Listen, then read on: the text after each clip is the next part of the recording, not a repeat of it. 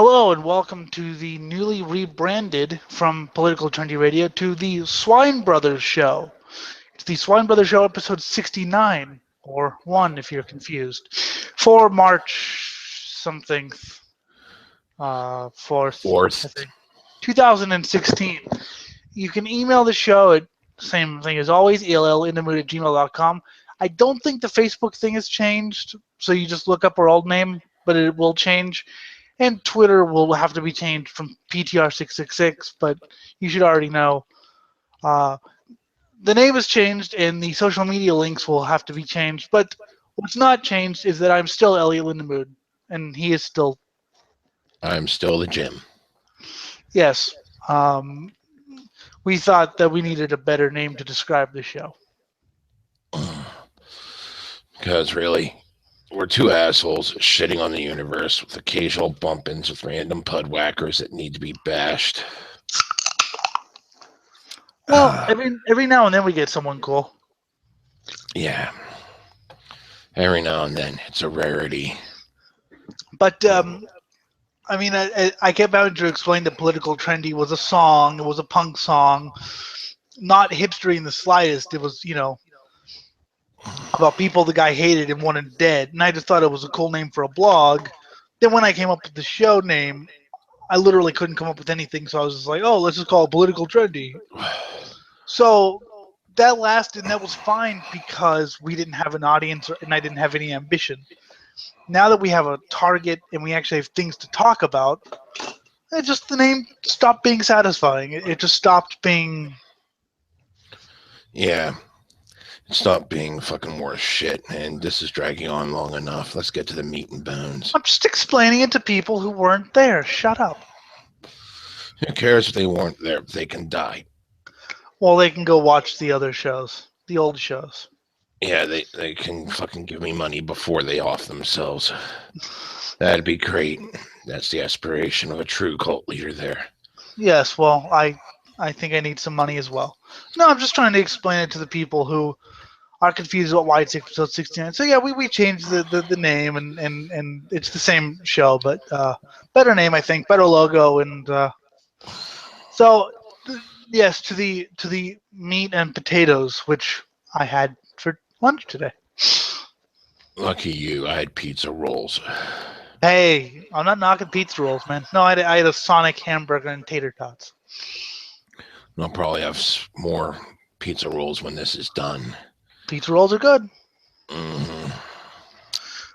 So on to the meat and potatoes of the show.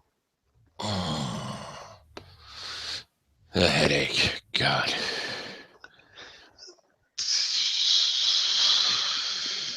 Yeah. You have nothing to describe it. That's wonderful. Okay, so my internet died today, which is why this is late. Not that anyone will notice because nobody watches this live. My internet died today, which basically means I have no life, So I come back on, and the first thing I see is our old friend Mason. Our old friend Macy Wasey. See, I got to know him a little bit in like 2013. I didn't realize how young he was. I mean, shit. Well, it explains why he has these ideas without. Fuck this. And he was in a bunch of metal groups. Okay. Jim, I know you don't want to, but I might try to get him on here, but I might not. I don't know. Whatever. If he comes on, we'll do it. Slaughterama? Yeah. So I got to know him, and he seemed pretty cool until he started asking him why metalheads hate Hot Topic. One thing the elitist part of the metal community seems to believe regarding anti-elitists is this notion they don't have any personal standards, that they're unable to discern the difference between Mayhem and Darkthrone and, say, Nemec, whatever, or Fear Factory. That's that industrial band he tried shoving down our throat. Oh, yeah. God. Ugh. That being anti-discrimination means being against the concept of discerning clear differences between bands. I'd argue that Those are not interchangeable, and that being against elitism does not mean that you have no standards. Prove it. Just prove it. Just to kill his argument right off the bat. No, Mason, it's not that you don't know the difference between Darkthorn and Burzum. It's that you don't know the difference between Darkthorn and Slipknot, and you don't know why Slipknot isn't considered metal. That's my problem. I mean, if you don't know the difference between Darkthorn and Burzum, you're just stupid. But you literally were, well, why don't you guys like Slipknot? Because it sucks. Even I, who like, 3, maybe 4 Slipknot songs out of their entire library. No, it's not metal. It's fucking rock. It's fucking alt rock. It's all it can ever be. Yeah, I used to like Slipknot when I was like 12. I mean, it has scream vocals and it has loud guitars, but it's not metal. But that's the thing I hate is that people. That's what drove me away from quote anti-elitist is because, well, you don't like Slipknot because you're just trying to conform. It's like, no, read the lyrics to any Slipknot song. They make Pantera sound smart. Anyways, I think it's more about encouraging people to treat others in the metal community more like a brotherhood and a family than a war zone. I like the fucking war zone where everyone's firing bombs at each other. To me, personally, I like the fact I'm not accepted everywhere. That is a good thing. Fuck you. For what, he says. I've never wanted to be accepted. I mean, I've never really thought of metalheads as a family, quote unquote. A group, yes, but I've never liked the brother bro crap. I always considered that kind of Boy Scoutish.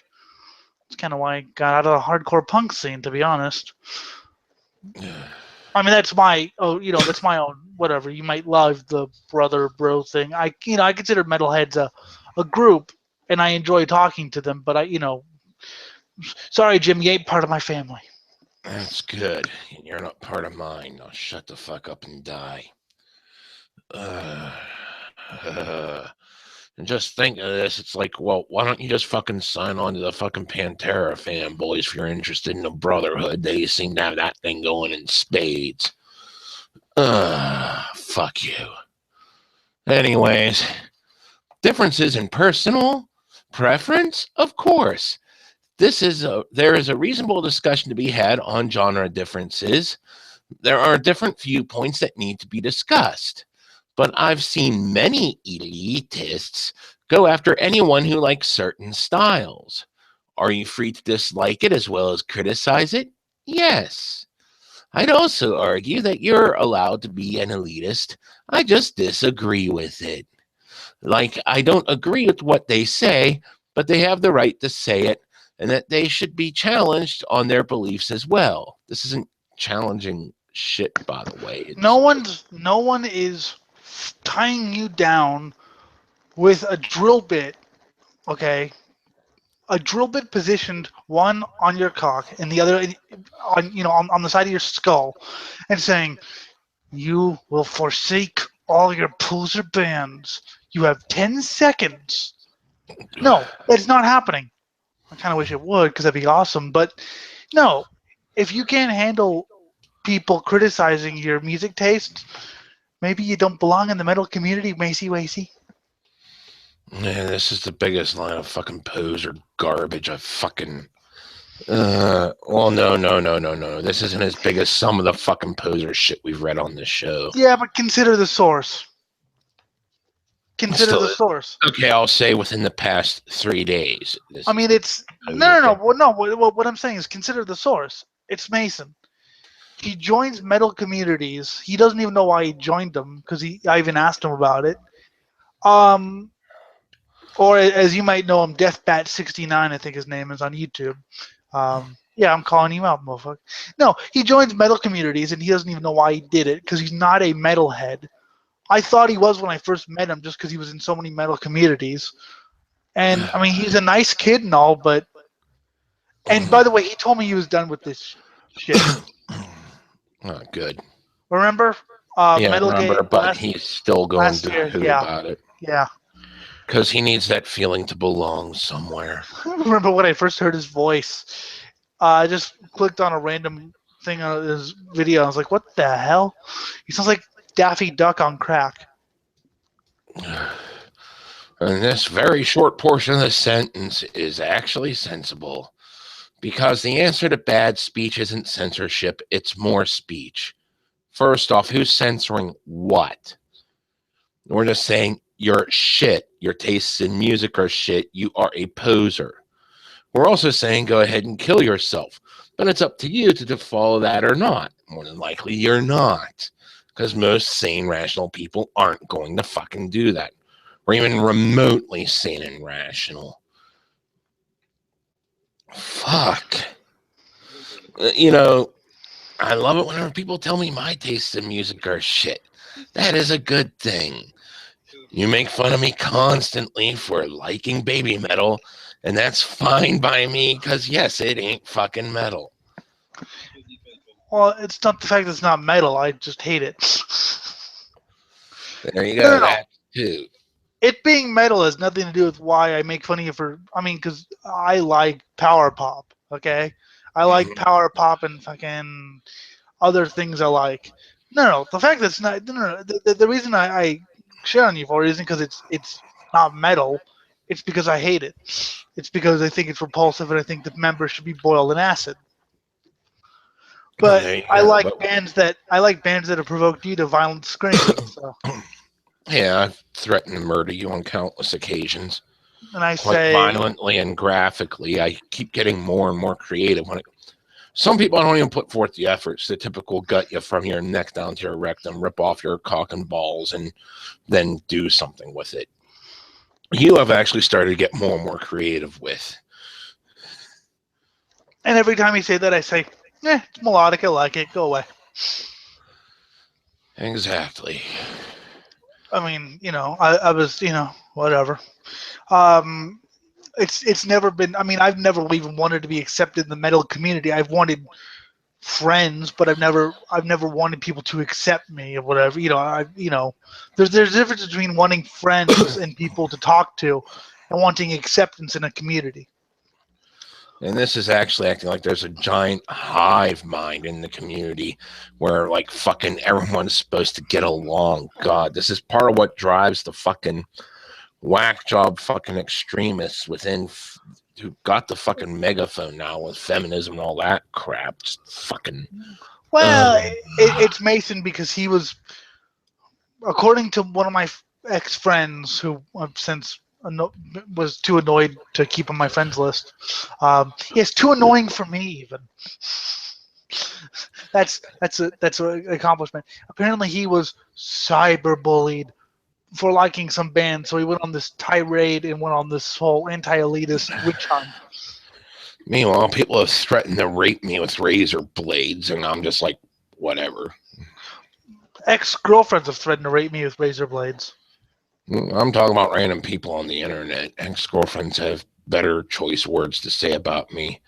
So I date the true sociopaths. Yeah, and I can't They find one. fuck better. I thought the last one was, but yeah, they tend to fuck. The sociopath chicks tend to fuck much better. Well, and we get along better. Mm-hmm.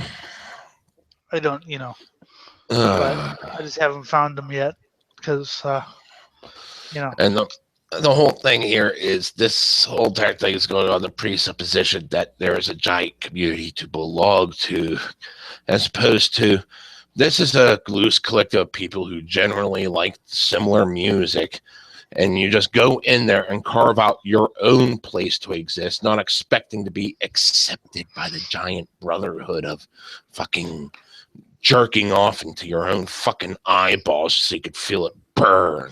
I hated it with atheists. That's what drove me away from the quote-unquote atheist community. Sorry, my mouth is dry. I hated it about the atheist. It became an atheist community. It became somebody actually said about an atheist who shot someone. I can't believe a fellow atheist would do such a thing.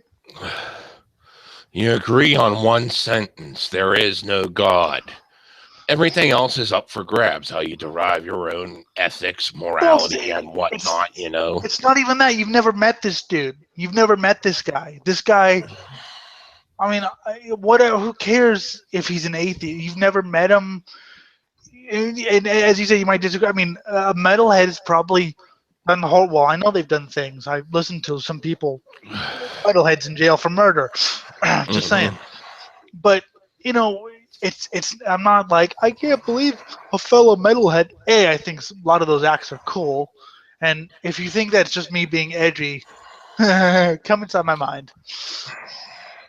If you think that's just me being edgy, then you must know that what drew me into black metal was I really wanted to hear the mysterious Doom Satanas because I thought it would be a cool thing hearing the murderer and victim on the same record. Mm-hmm. And I still think that's an interesting thing. And I really wanted to hear Burzum because I heard the guy killed a guy, so I wanted to hear. I mean, this isn't just me being edge lord. I'm fascinated by death and murder. And so, why do you think we bring up so many true murder stories on air and laugh about them? Fuck. I mean, I thought I was the only one who watched serial killer documentaries. The only thing I hate about serial killer documentaries is that they put too much into how the crimes were solved and the capture. And I don't want. I mean, okay, that's interesting, but I want to know about something a little different than how the crimes were solved. Did they How play they with the were, intestines like yeah, jump rope? yeah, how they were committed. Mm-hmm. So yeah, but I'm not.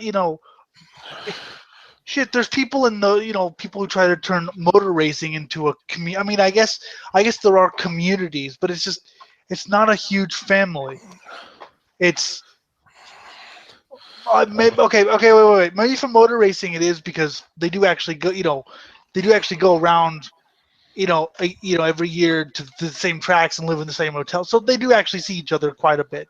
So I guess then it is kind of a more of a community atmosphere because you're with each other for 9 months out of the year. But metalhead community, you're online. You know, Or you go to a show. How many people show up at a show? How many of those people that show up to the show do you actually know? And yeah, you might be sitting there fucking cheering on the same band simultaneously, and thousands of others. But then when you get out of the show, who's going to say they're not going to knife you in the back? probably a lot of people that I know go to shows. It's just that doesn't mean. Well, I mean, it is fun to talk to people at shows. Out of 2,000 people, how many people do you actually know that went to that show? From the one show I went to where there were 2,000 people, I've discovered about 12 that I knew, and I didn't even know any of them were there, but about 12. Yeah, 12 out of 2,000. There you go. And then we talked to a little bit more because people will just come over and talk to you, which I think is kind of cool, especially if That happens from time to time, especially whenever you're not wearing the band's T-shirt and it's a band they don't know. It's like, who the fuck's that? Well, of course, you always have to kind of give them the test. But when they started talking about how great Disgorge was, I was like, yep, you are. He might be on my friends list. The guy who I saw at Deicide. I don't know. For all I know, he could be one of my friends. But I mean, okay, look, I'll put it this way. If you want to talk about communities, I build my own community of friends or whatever. But it's a free for all. They don't have to like, they don't have to like everything I like. And yes, I will poke fun at them for not liking it, for liking some bands or whatever. But if you don't like it, you can always go away. Mm-hmm. I mean, I poke fun at you for not liking black metal as much as I do. Mm-hmm. And I love black fine. metal. Which is fine. It's just something that's like, yeah, it's okay. You can tell them, oh, well, you got to be in the mood for it. You got to be in the mood for it. I guess I'm not generally in the mood for it all the time. No, black metal is something where you do kind of have to be in the mood for it. It has to be, kind of late at night, and you have to be, kind of cold, and it all depends. Well, okay, it all depends on the style because I can go into different styles, but I'll do that later because my brain is still. Although I'm actually not tired, so for once in the history of the show. Okay. So, to people who are like me, more on the outside looking in, seeing a bunch of calamity in a community where the main thing that's supposed to unite them is undoubtedly dividing them is rather unsettling. I'd rather be divided like this. Fuck. I I don't don't want. want what? I mean, if you. Oh, God.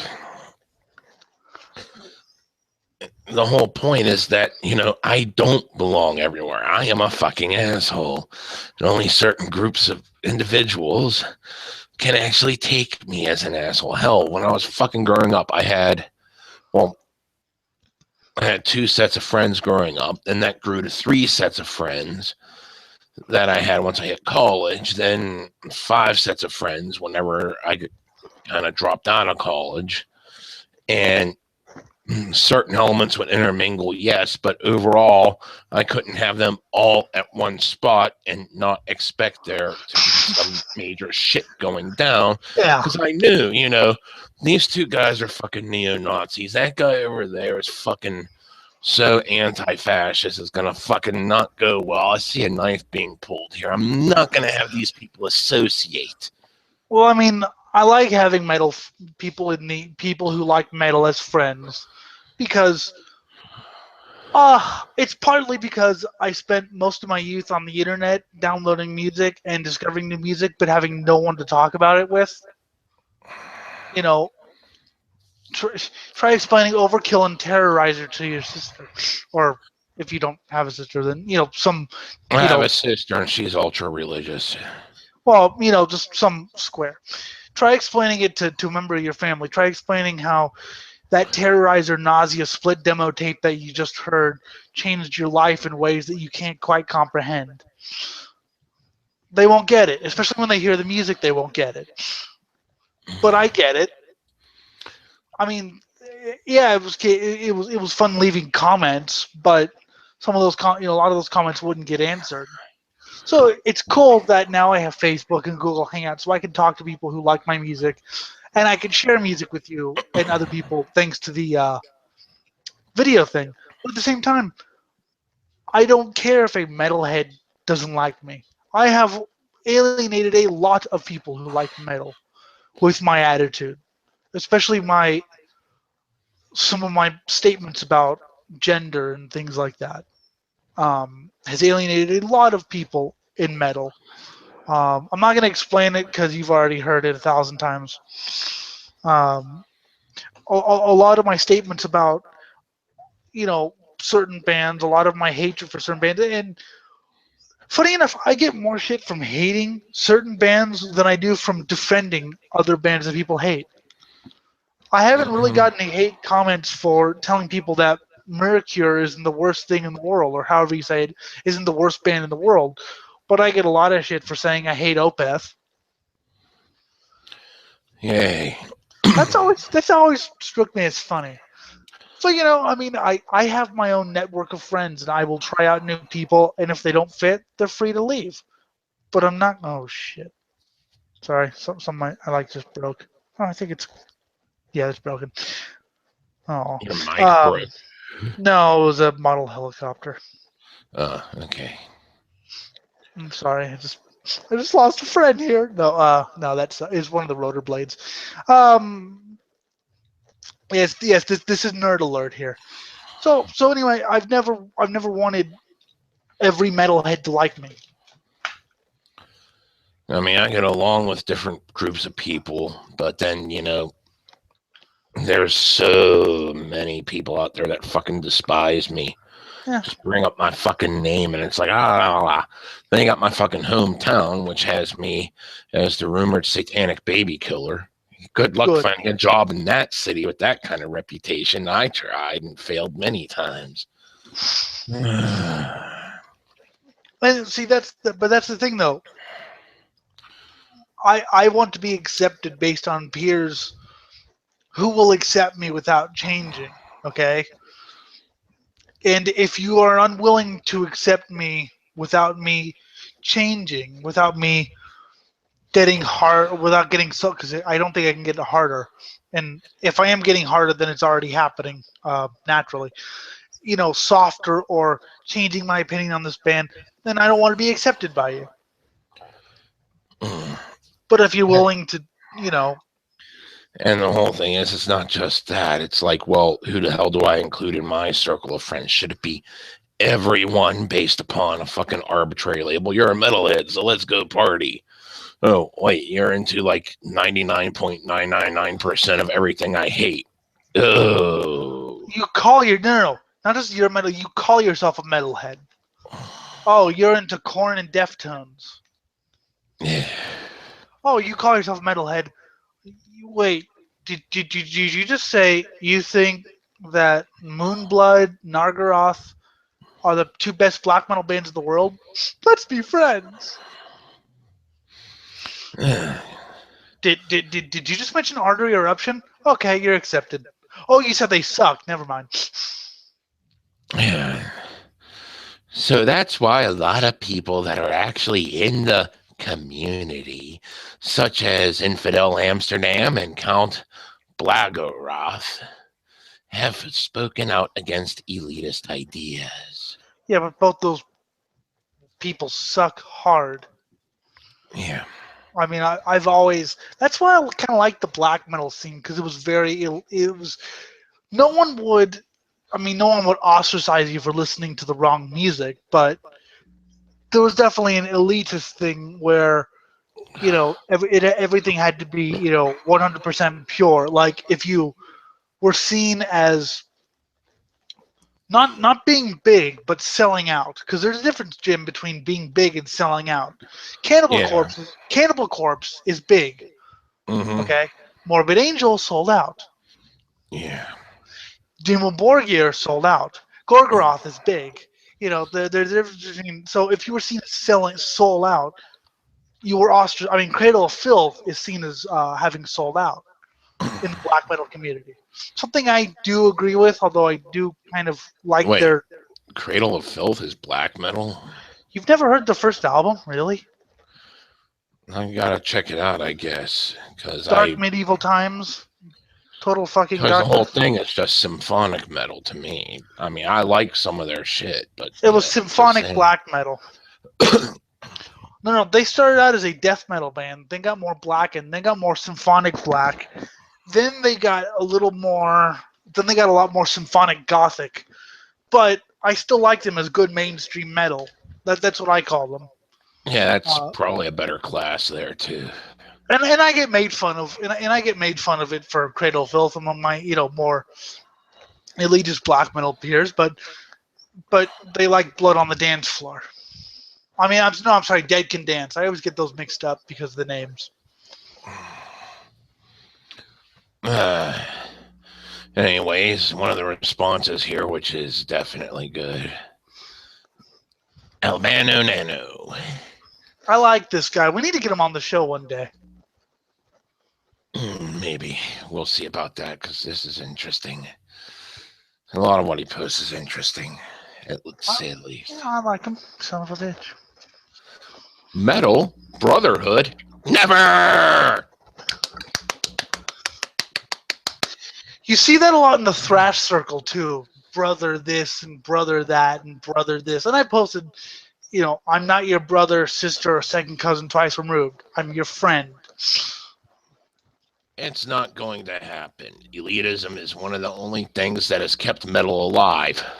Without it, it most probably would have assimilated with most of the more mainstream genres long ago, such as glam, nu metal, metalcore. Yeah. An elitist is never going to accept nu metal, metalcore, deathcore, or glam, or any of that other subgenres. Bullshit. Because to the elitists, they are not metal, but are degenerated, dumbed down, and more mainstream forms of it. Yeah. And when it degenerates into something that is acceptable to the average herd, it can no longer be considered metal. Yeah. Mm-hmm. I mean, that wasn't what it was originally for. That wasn't what it was originally about, being more extreme. but it became that, and became, I mean, that's why I hate people drooling over bands like Black Sabbath and Iron Maiden nowadays. You know how big their fan base is. I'm just like, ugh. Yeah. Some people just don't fucking get what the hell. Well, yeah, And that's the whole thing is, you hear all these people saying, I like to be different. I'm different.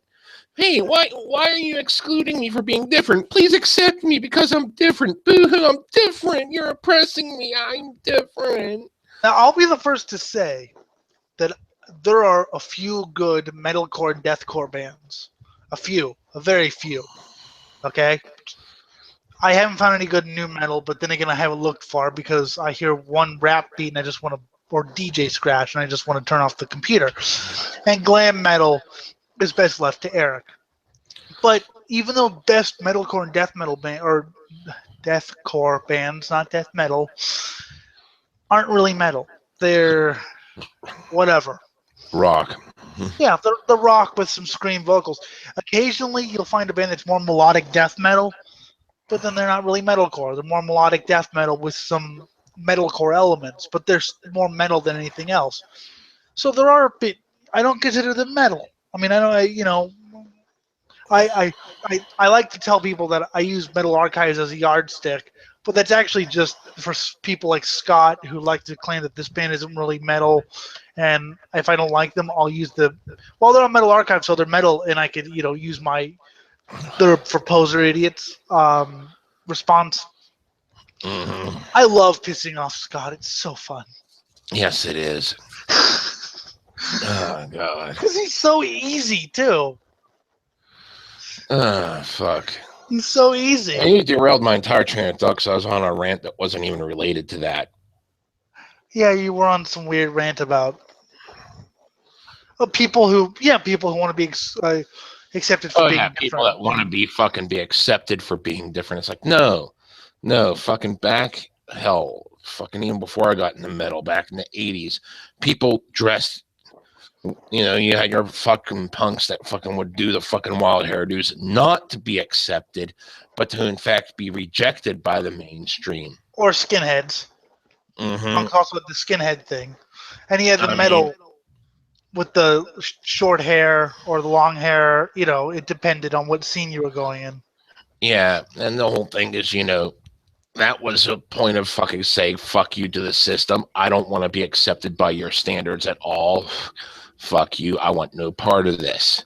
But then you had these people, adopting the styles and then crying, boo-hoo, I want acceptance. I want acceptance. Fuck you.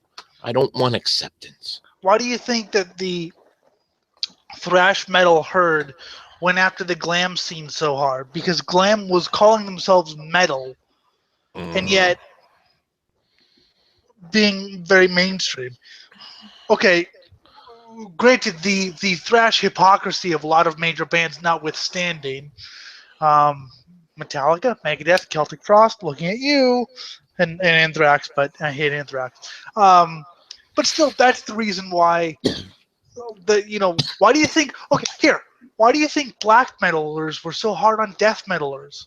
It may be inconceivable for some people, but at the time, death metal, and it's today, death metal was pretty damn commercialized, underground commercialized. But Cannibal Corpse was an Ace Ventura. Mm-hmm. Okay, you know how much I love Cannibal Corpse, and I'm not gonna say a bad thing about Cannibal Corpse, but if I saw them in Ace Ventura in 1992, I'd be like, oh fuck no. Is this acceptable now? Bring in the normies. Fuck the normies. I'm not saying I wouldn't cease to like the music, okay? Because I like popular music. That's what people don't get. I like popular music, but at the same time, I will always revolt against my music becoming popular not for being popular, because I like a lot of popular bands, because when it's popular, it gets dumbed down. Look, Metallica smelled the popularity light with Master of Puppets and Injustice for All, and what happened? The Black Album. Megadeth smelled the popularity light, and what happened?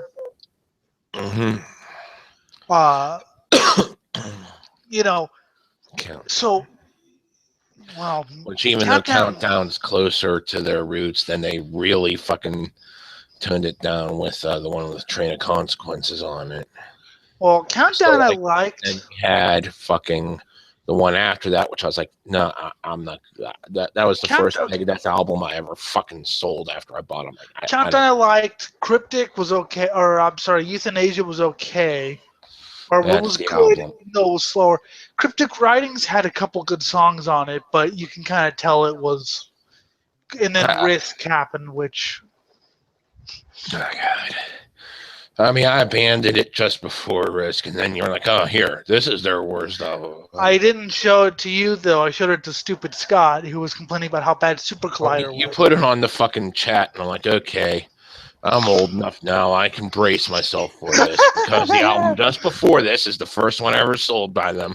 Let's see. Oh, fuck. Yeah. And I wanted to kill myself for listening to it. Dude, it took me 3 times to get to the end of the thing, and I only did it because I was reviewing their discography. I bravely did it though. I actually made it to the end. Of course, Yeah. at the end, I felt like dying. But so what I'm saying is, that's why black metal was the way it was because they saw Entombed on a disco show in Sweden, and then on a kid show. I've seen videos of Entombed on a kid show. Mm. That just sound, um, Earache Records, selling CBS, going with CBS. So they saw their music scene co-opted by major labels. Granted, as I said, a lot of it at the time was good music, but they felt, look, we need to go back into basically making metal for the true, maniacs out there. Mm-hmm. Nowadays, you know, I kind of look down on people who make limited editions of like 40 copies only for the true people because that's kind of retarded nowadays. Um, just because it's just I just what's the point? I want to get my music as to as many people as possible, knowing that it's a niche form of music already. But you know, I still like the fact that yeah, okay, death metal is commercial, in the underground commercial, but yet it'll never be truly mainstream. Yeah. I mean, you can Cannibal Corpse and Ace Ventura, which I've seen. It's the weirdest, most out of place thing I've ever seen. By the way, Mm-hmm. um, that's whatever. But yet, Cannibal Corpse is the highest selling band, and what they've sold like 1 million records in total. Which, if you compare that to like even moderately successful artists, that's nothing. So Yeah. it'll never be truly mainstream, which is good. But God, compared to deathcore, deathcore outsells death metal still. I think. Anyways, just to wrap this up, the characteristics of metal as a genre have been established a good deal of time ago. Stray too far from them, and the music ceases to be metal. That's what Mason doesn't know. That's what I didn't know until I was about 16, 17. And then I started kind of seeing what they meant by it. Um, I mean, heavy guitars doesn't just make something metal. It could be metal influenced. It could have influences of metal in it, but you know, Motorhead has influences of David Bowie in it. I'm sorry, Venom has influences of David Bowie in it. Does Venom sound like David Bowie? God, kill. I'm just saying. So I think I don't know. I think it's he wants everyone to accept and be friends, and I want to be friends with those who let's face it. I want people with more obscure tastes. I don't just want. I'm a metal fan, and my favorite band is Dimmu Borgir and Morbid Angel. Okay, I'll accept Morbid Angel, but what is your favorite album? I like Heretic. Get out. Oh, God. What's your favorite album? I like the Scream Forth Blasphemy demo from 1985. Okay, deal. You're in. Wait, Yeah. have you actually heard the demo? Yes, and then he plays. You know, that's also something. Now you got me who says my favorite is Covenant, but I had fucking "Blessed Are the Sick" painted on the back of my fucking leather jacket back in the day. Yeah, but you've at least heard all the shit. Uh huh. But then there's also another thing you have to make sure they've actually heard what they say is their favorite. Something that I've done before to make sure, you know. I mean, yes, there's a certain test to earn my respect. Something unjustified because I'm a nobody, but still, there's a certain, I will say that the best Morbid Angel album to put on for like a mixed crowd of people partying with fucking bunch of drugs and alcohol, especially underage kids, is Dominate. That gets the party going better than anything. I mean, everyone knows who my favorite Morbid Angel album is. Abominations. Yeah, I was about to fucking say it, but then I fucking had a burp. But I like I even like Heretic. I mean, it's not great, but it's Domination's good. Yeah, that's more. Like I said, that's for a mixed party. Now, if I was fucking having a bunch of metalheads over, you better believe I'd throw on, the first three. Well, Yeah, technically four, but, I prefer altars over abominations. Yes. And we've had the debate before. And I think you're wrong, and I think you should die. Although I do like the blast beats. And I think, fine, whatever. Just because I'll shrug it off because I do like fucking abominations. It's just doesn't have that same spiritual feel that the others do. And it's like, that's actually something I can sit there and actually see listening to abominations and listening to altars and Blessed Are the Sick and fucking Covenant and seeing, why they didn't put that out at first and why it was only re-released years later. That's actually something I've never done. Even when I have a mixed party, I still go to the hardcore shit, just because you gotta ease the kids into it. I know, but you know me, I don't know the meaning of the word subtle. I've never known the meaning. I mean, there was a time there where there was a bunch of people at my party pissing me off, so I went into one of the places I had sectioned off that I kept some of my old shit from my childhood and broke out a cassette tape that was a gray fox pup distress cries. It was meant for hunters to go out and attract predators so that they can calm down. So I popped that and all you hear is and I played it for like half an hour, just going headbanging to it the whole time, fucking having a blast. And like you saw my other friends sitting there having a blast, and the people that were pissing me off were like they wanted the drugs and shit, but they couldn't hang with the truly psychotic. So fuck you. Well, I mean, if you're invited to my party, you've got to be a little bit evil. But I remember one time my friend asked me to DJ for a nice social event, not just normal kids. Which, by the way, if you want me to DJ for normal kids, I'm just going to spoil this right here. Mistake. Yeah. So I come in with my Sepultura t-shirt, and me and Puke come in, and I believe the first track we played was Satanic War Master. Second track we played was off the Bathory album, Under the Sign of Black Mark. I don't remember what the third track was because the power was cut off by then, and we were asked to leave. Yeah, asked to leave. Don't ask me to DJ for, because he's like, well, you know a lot of music, and he's like, you're not going to play anything too heavy, are you? I was like, no. But, of course, what he doesn't realize is I like to lie. Of course. I will admit this truthfully. Ha ha ha. I can lie to anyone's face and not feel guilt. See, I just don't like to lie because it just ends up being so much shit. I got to sit there and think, okay, what I tell this person? It's just easier to be fucking honest for me. Well, I mean, I'm talking about like a grand, huge lie. I'm just talking about like I am totally willing to pin the blame on anyone. Even then, because I usually just accept the blame for certain things. Unless I'm talking to the police, that's a different story. And that's usually well choreographed ahead of time. yeah. Oh no, That's me. I only Um, accept blame whenever it's kind of clear to me that I have no choice, that I'm screwed if I don't. Then I'll be like, oh yeah, I did it. But hey, see, if what? my name was Rasputin.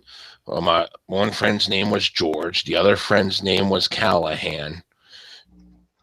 If you get what I'm saying here.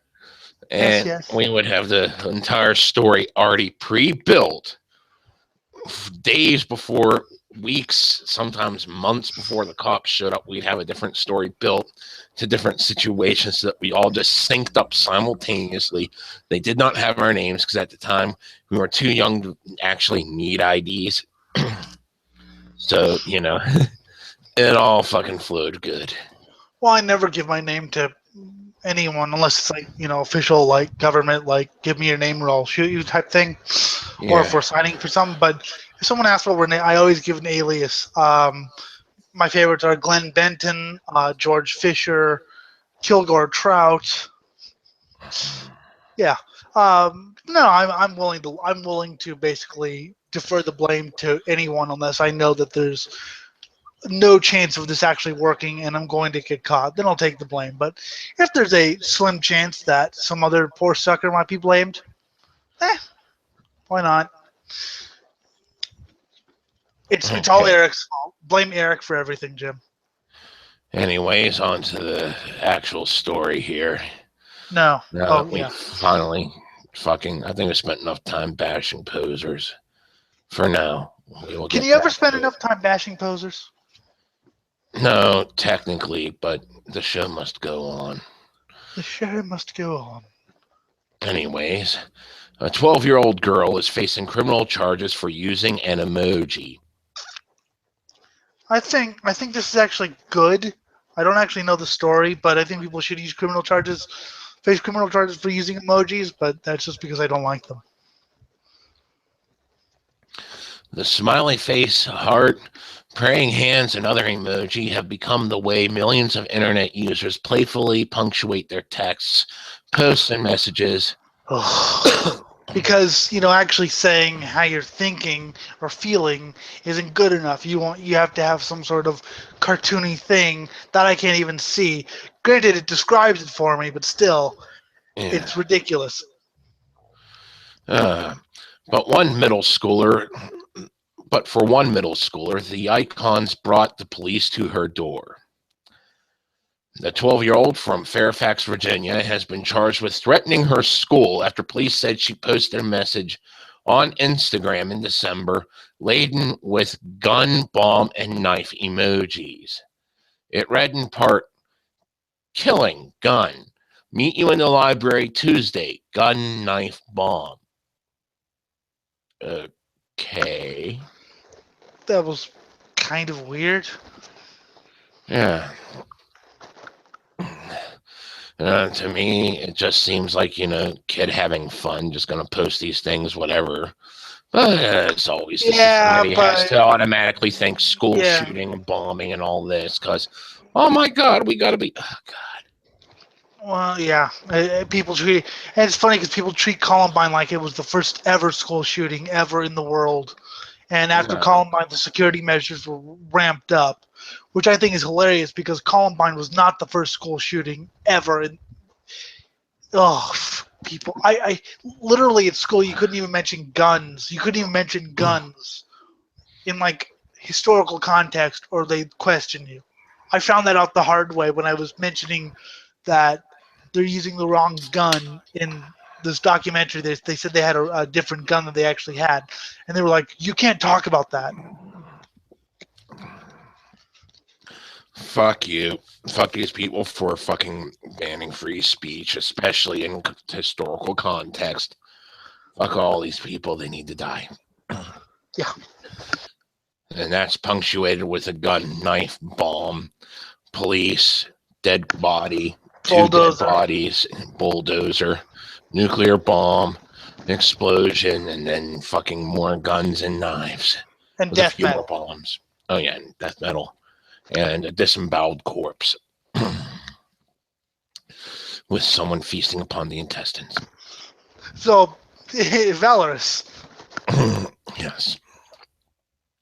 Anyways, as emoji and their relative emoticon have rocketed from web slang to the unofficial language of the internet age, this case is one of a growing number where authorities contend the cartoonish symbols have been used to stalk, harass, threaten, or defame people.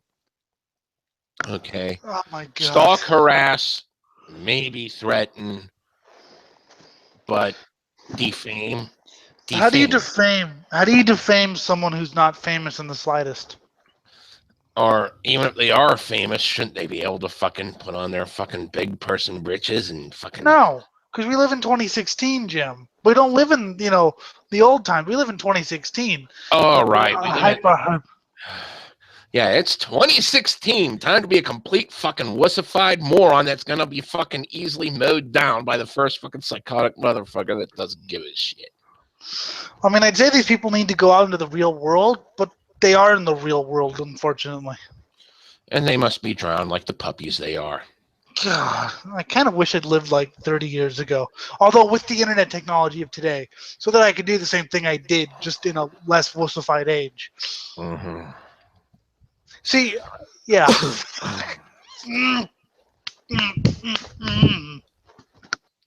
I mean, even the threaten thing. I mean, I fucking receive death threats all the fucking time. You think I give a shit?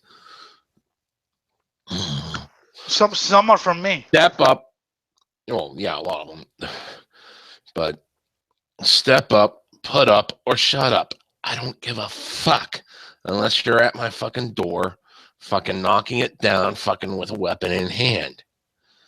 Until that happens, I don't give a shit. Yes. And even then, it could be a Halloween prank. Uh-huh. I killed your friends. That was the best prank ever. Now, that's a person I can actually respect.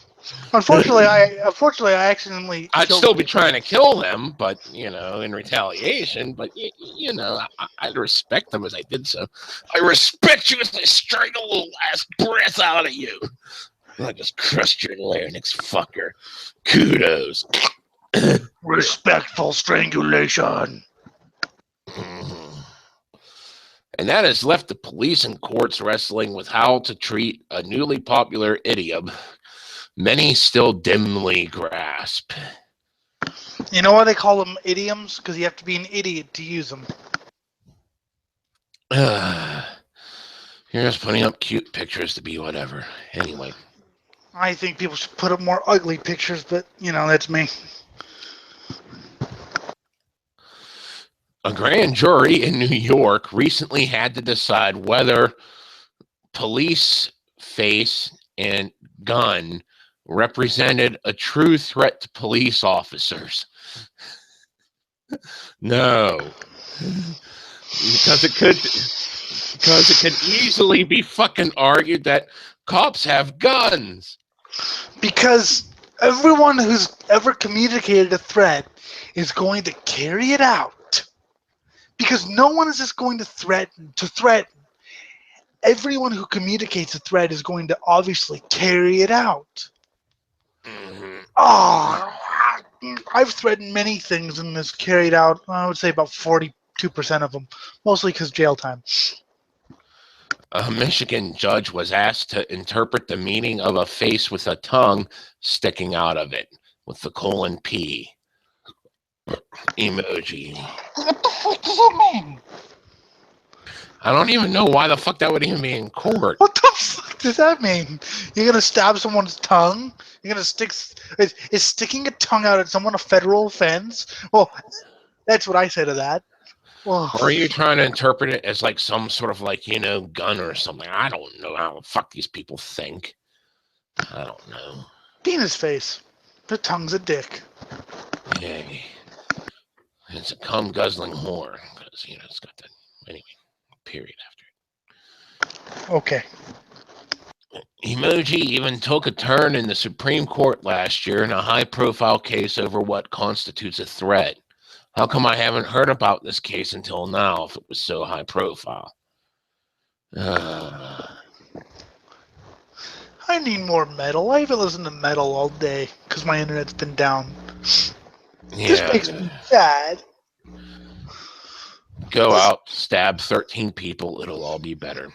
No, God, I hate. See, this is why you need a sociopathic girlfriend, so we could talk about this, and we could agree and fantasize about stabbing people while we're fucking. Yes, that's always fun. Yep. Such thorny questions are likely to only increase the recent announcement that Facebook was rolling out a series of 5 face emoji users can select to react to posts in lieu of the ubiquitous like button. I've only used the like. I don't want to use any of those things. If I feel angry enough to post the angry emoji, I'll just tell you what your status makes me think. Or I'll send you a message about how your status makes me want to insert violent imagery here. Yay! Emoji are new enough that people are finding their footing, said some guy, a linguist from and founder of the company called Ibidon. Almost all of these cases have emerged in the past couple years. They are all going into fresh legal territory. So my response is, why? Oh yeah, people are fucking. Because society is slowly degenerating, slowly tearing itself apart by becoming softer and softer. Great idea for a great time for a dictatorship to come in and say, you want softer, just obey these rules and you'll get soft. Great job, guys. You're being pussified. God, I don't know what I need. Where's alcohol? I think What you need is a couple shots of absinthe. That you know what? Great. Here, for every story we hear about pussified, I'm going to up my drinking by 10%, and I don't drink at all right now. So by like 2018, I'll be a full-fledged alcoholic. Or dead from alcohol poisoning. Yes, but either way, I'd rather be an alcoholic or dead than live in this world of what I think it's turning into. To be completely honest, I've never felt more empathy with dead people. Yay. Empathy with the dead. Great concept. That should be a great song. Yeah. And unfortunately, now I have "I Love the Dead" by Alice Cooper in my head. Something I really don't want in my head. It's okay. Okay, Necropedophile by Cannibal Corpse. Much better. There we go. I just don't like Alice Cooper. Emoji are icons of faces, blah, blah, blah. Yeah, okay, we know that. Emoji push up popularity in the United States after Apple included an emoji keyboard on its iPhone in 2011. So we have to blame Apple. Good, I hate Apple. Under the objects and symbols selection, you have a letter, a bomb, a mailbox, a gun, a knife, a pill, a syringe, a hammer, a box, Here's what I like a graph pointing a loss or a gain. Here's what I'd like to do to myself: hammer head, or hammer face thing, syringe into the arm, gun to the face. Someone taking a giant shit in someone's mouth. Ooh, they got a cigarette one. Yeah. Who cares? Well, you want to smoke after you fucking just brutalized some fucking heroin junkie. No, I was saying what I'd like to do to myself. Oh, okay. Yeah, no, I was talking about someone I'd like to brutalize. I was saying something I'd like to do to myself just so I could numb the pain of this existence. It began on December 14th when a resource officer at Sydney Linear Middle School in Fairfax was made aware of the threatening Instagram post and others, according to a search warrant. You want a threatening Instagram post? I'll give you a threatening Instagram post. I'll write 40 paragraphs on what I plan to do to you. Yeah. God. The officer began interviewing students and sent an emergency request to obtain the IP address of the user associated with the Instagram account, because apparently society can't fucking hack shit these days. I don't know. I mean, I posted a lot worse when I was in school. I used to post rants about like in school paper, long atheist rants, like 3 pages about how God is evil or something like that. I don't even remember what I posted. I just wanted to be whatever. But I never got away with anything. Or I'm sorry, I got busted a couple times, but it was never that bad, really. Fuck, when I was in school, I draw people being.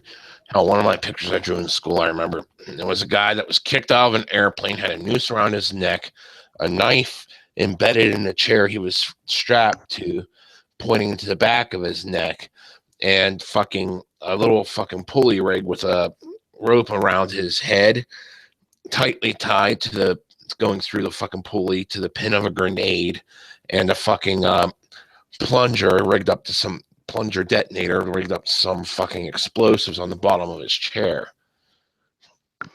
Sounds like a bad day to be him. Yeah. I mean, And my fucking art teacher said, you could spice this up if you just added, something if he decided to move his legs. nice. I mean, the only thing I got was, if you do this one more time, we'll tell your parents. And I did it one more time, and they never did. I thought that was pretty awesome. Although they probably thought I was basically told not to talk to any of the kids because I was influencing them negatively, which I think the image that I've gathered is that they thought I was going to be another Jim Jones. Which, fuck. thank you. I remember my one buddy, whenever he used to go to fucking scout camp, he'd be the one selling cigarettes and booze to the fucking kids that would go to scout camp. He was the major corrupting force in our neighborhood. And I was blamed for all the shit he did to corrupt Basically, others. Because I was telling them to think for themselves. I was telling them, because we were in some sort of social skills program for autistic kids for reasons I won't go into.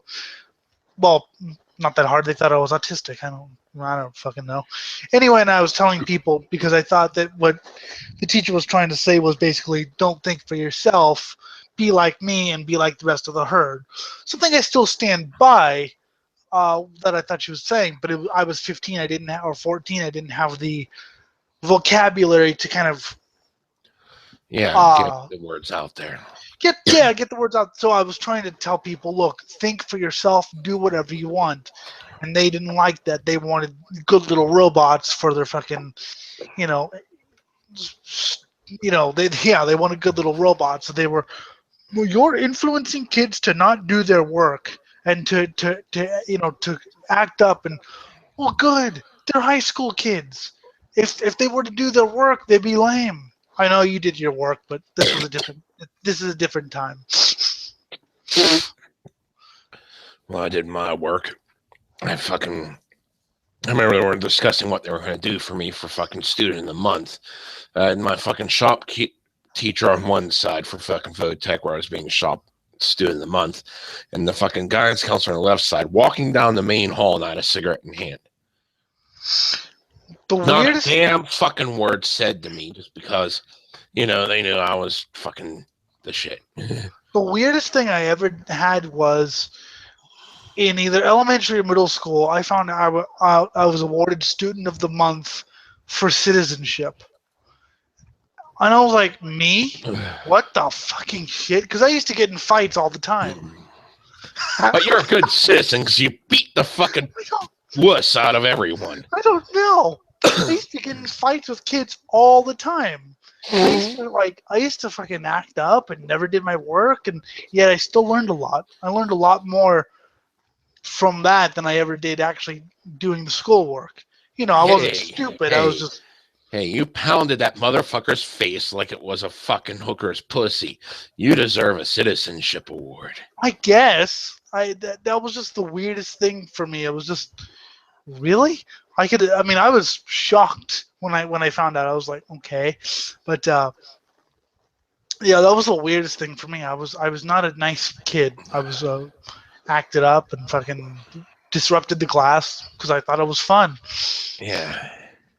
I thought it was fun to disrupt the class. Hey, why not? I'm not learning anything from you.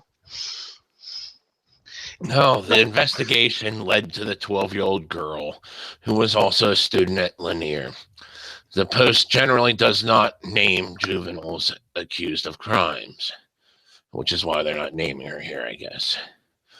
The search warrant states the girl admitted to authorities she posted the messages on Instagram and did it under the name of another student. She was charged with threatening the school and a computer harassment. Why? See, that's why I love proxy settings, proxy servers, because you know, I don't want to get tracked. Yay. By the way, hello from Sweden, Jim. That's good to know. and also, if I was going to post something under someone else's name, I would try to at least hack their computer and do it. I mean, I want that. If I'm posting under someone else's name, that means I want someone else to get in trouble. Well, I think that's what she was doing here. Yeah, but she just wasn't smart enough to realize that you need to, hack into the account. Well. Yeah, because I'm perfectly willing to put other people's, liberty at risk for my own amusement. A spokesperson for Fairfax County Schools said the alleged threat was deemed not credible. So you're charging her anyway, even though it was not credible. It's going to be one of those trial. It's going to be one of those things where they're going to charge her. They're going to say, you shouldn't have done that. Community service, case dismissed. Or something. It's not going to come to anything. I mean, if it does, I'll be shocked. Because I don't see this coming to anything. Last year, a New York City team was charged with making a terroristic threat after posting a message on Facebook that read, "Nigger run up on me. He gonna get blown down." I've said much worse than that about ex-girlfriends. Followed by a police officer emoji and 3-gun emoji pointed at the icon's head.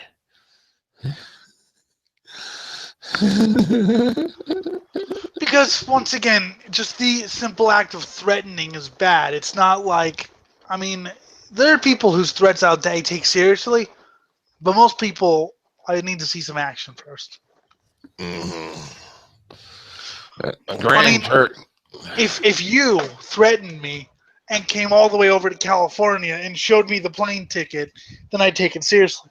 But if you threaten me right now, I won't take it seriously because you're all the way over there. I'll think it's awesome, but sorry, it's you're kind of in a different place. Yeah. Death threats from me are awesome. Well, like you said, you're creative.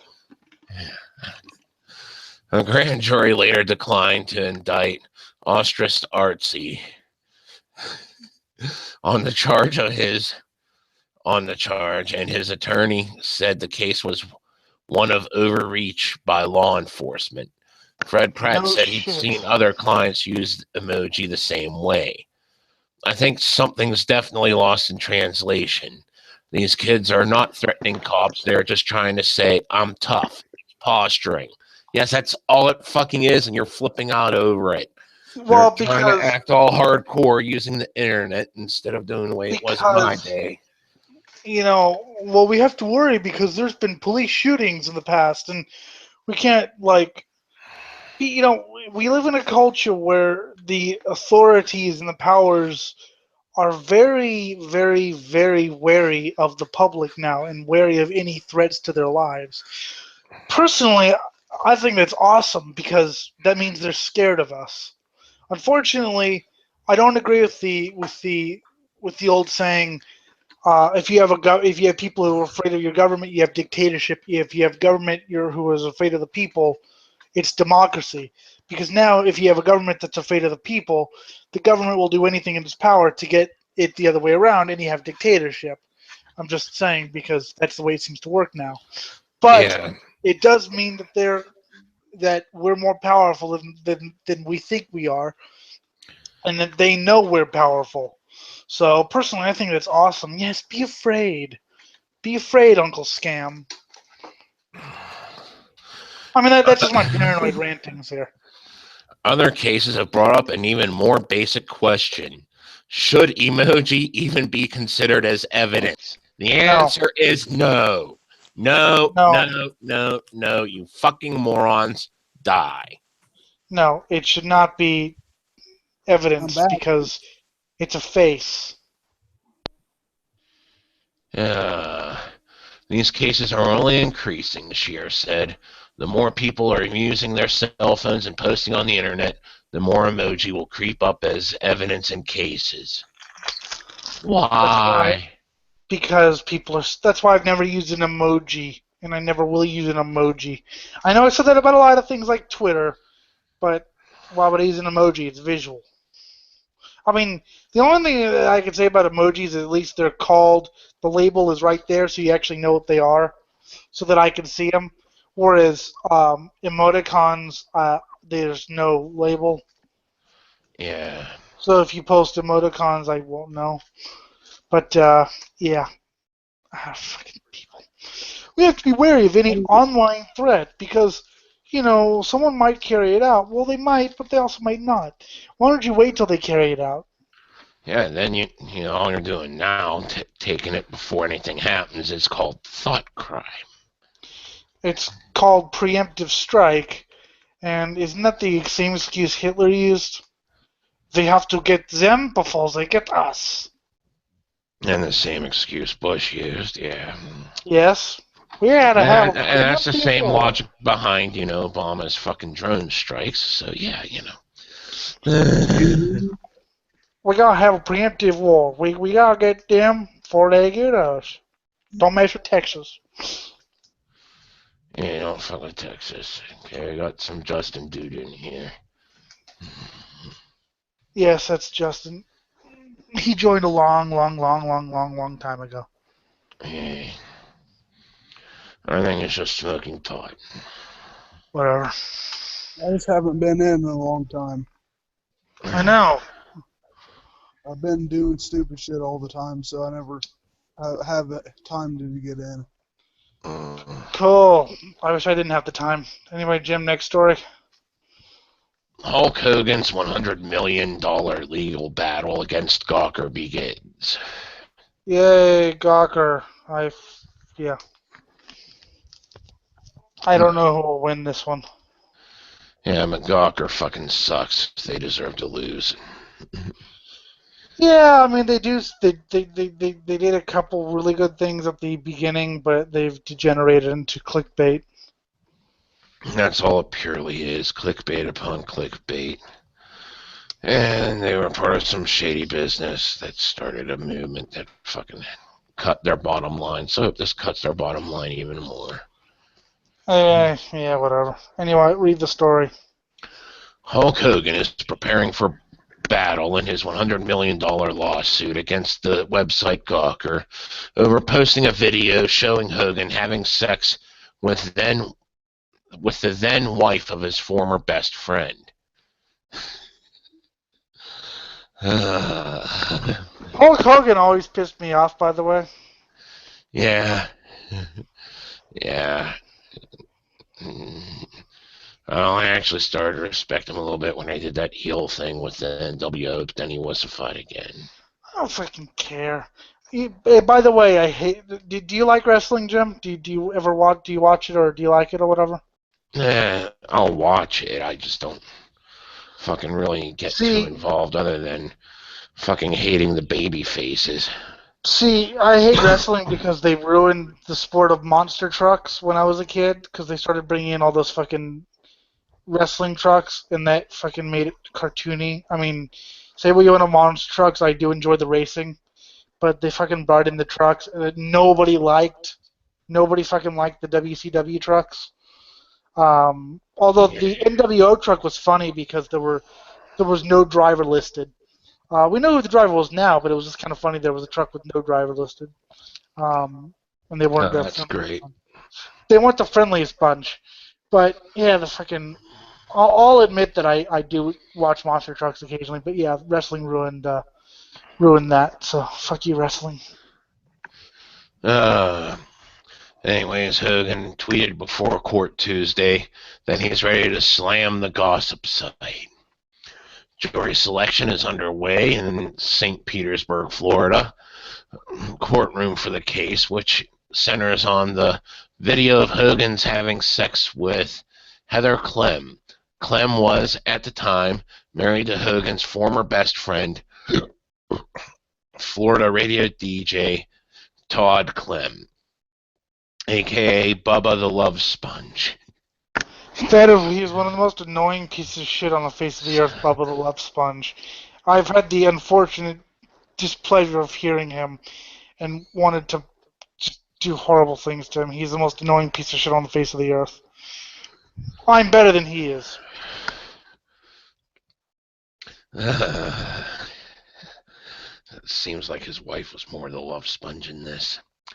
Anyway, the tape is believed to have been recorded sometime between 2006 and 2007. This is an incredible invasion of Hogan's privacy. The video was taken without his knowledge or consent. Gawker argues that the tape and Hogan's affair were newsworthy and therefore protected by the First Amendment. But, I don't give a shit about affairs and things like that. That's not news to me. Well, the whole thing is who the hell fucking held the tape.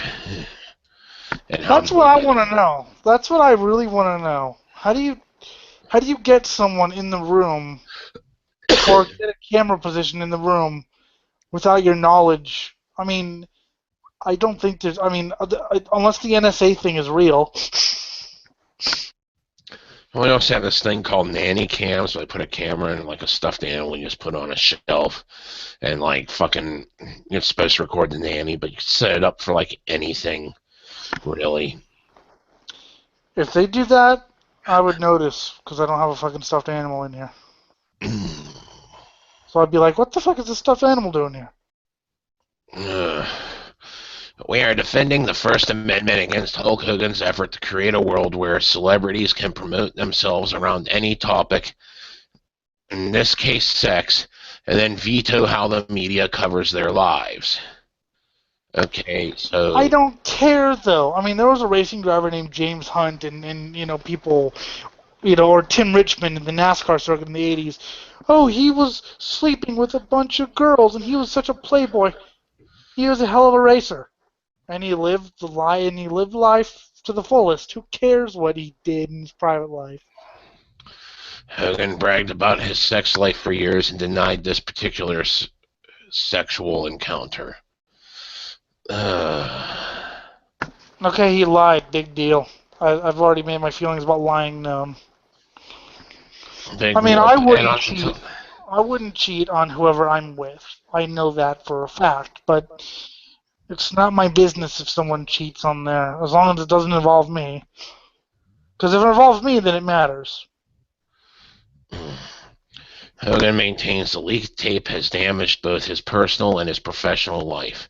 In addition, he was wiped from the WWE Hall of Fame in July after the National Enquirer released a previously unheard audio clip from a secretly recorded private conversation in which Hogan is heard making racial slurs. If I remember correctly, that's whenever he said, you know, I hate them fucking niggers. I don't like the fact that, you know, my daughter's dating a nigger. You know, there's cool black people and all, but, you know, when it comes, you gotta make the distinction between niggers or some bullshit like that. I don't know.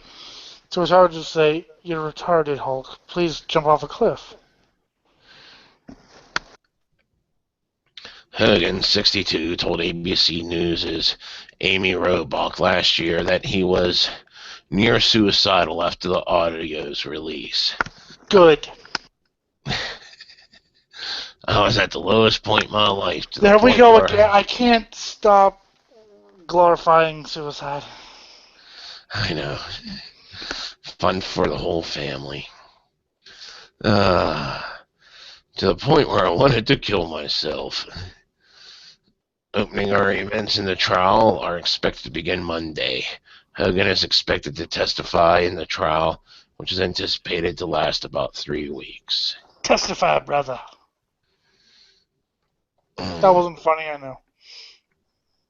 Yeah. Shut up. Hey. So from one racial slur to another.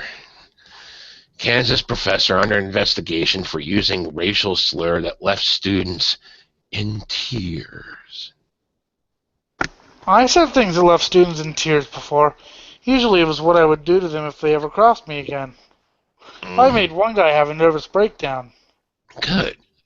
It was funny. For the graduate students in Andrea Quinnet's communications seminar at the University of Kansas, the classroom discussion began ordinarily enough. The class is designated to provide graduate students with teaching instruction, and the topic on the day, November 12th, was how to talk to undergraduate students on college campuses about sensitive racial issues. So this is a teacher that's promoting fucking self-censorship. Just keep going, keep going. I don't know the full story. I'm not willing to make any comments until we get to the full. It didn't take long for the conversation to take a sharp turn, said students. At some point, Quinnett abruptly interjected with her own deeply disturbing remarks, according to an open letter written by multiple students and published by Amy Schumer, a first-year PhD student who was in the class. Fuck. Those remarks began with her admitted lack of knowledge on how to talk about racism with her students because she is white, says the letter. Oh my god. I know how to talk about racism with people. I've done it a million times on this show. Which, can you believe it's been 69 episodes? 69. Shut up. I just think it's funny that I've done this for 69 and you've done this for over half. Hey. Feel happy with the way your life's taken. These articles leech the soul out of me every time. Anyways, this letter was signed by other students in the class and calls for Quinnett's termination. According to the letter, Quinnett told the class, hold on a second, I saw a better fucking quote of this somewhere. Well, just read it. Just read it. Just read it. Just read it. I will. Because let's just get the whole thing. Okay. I know. Where?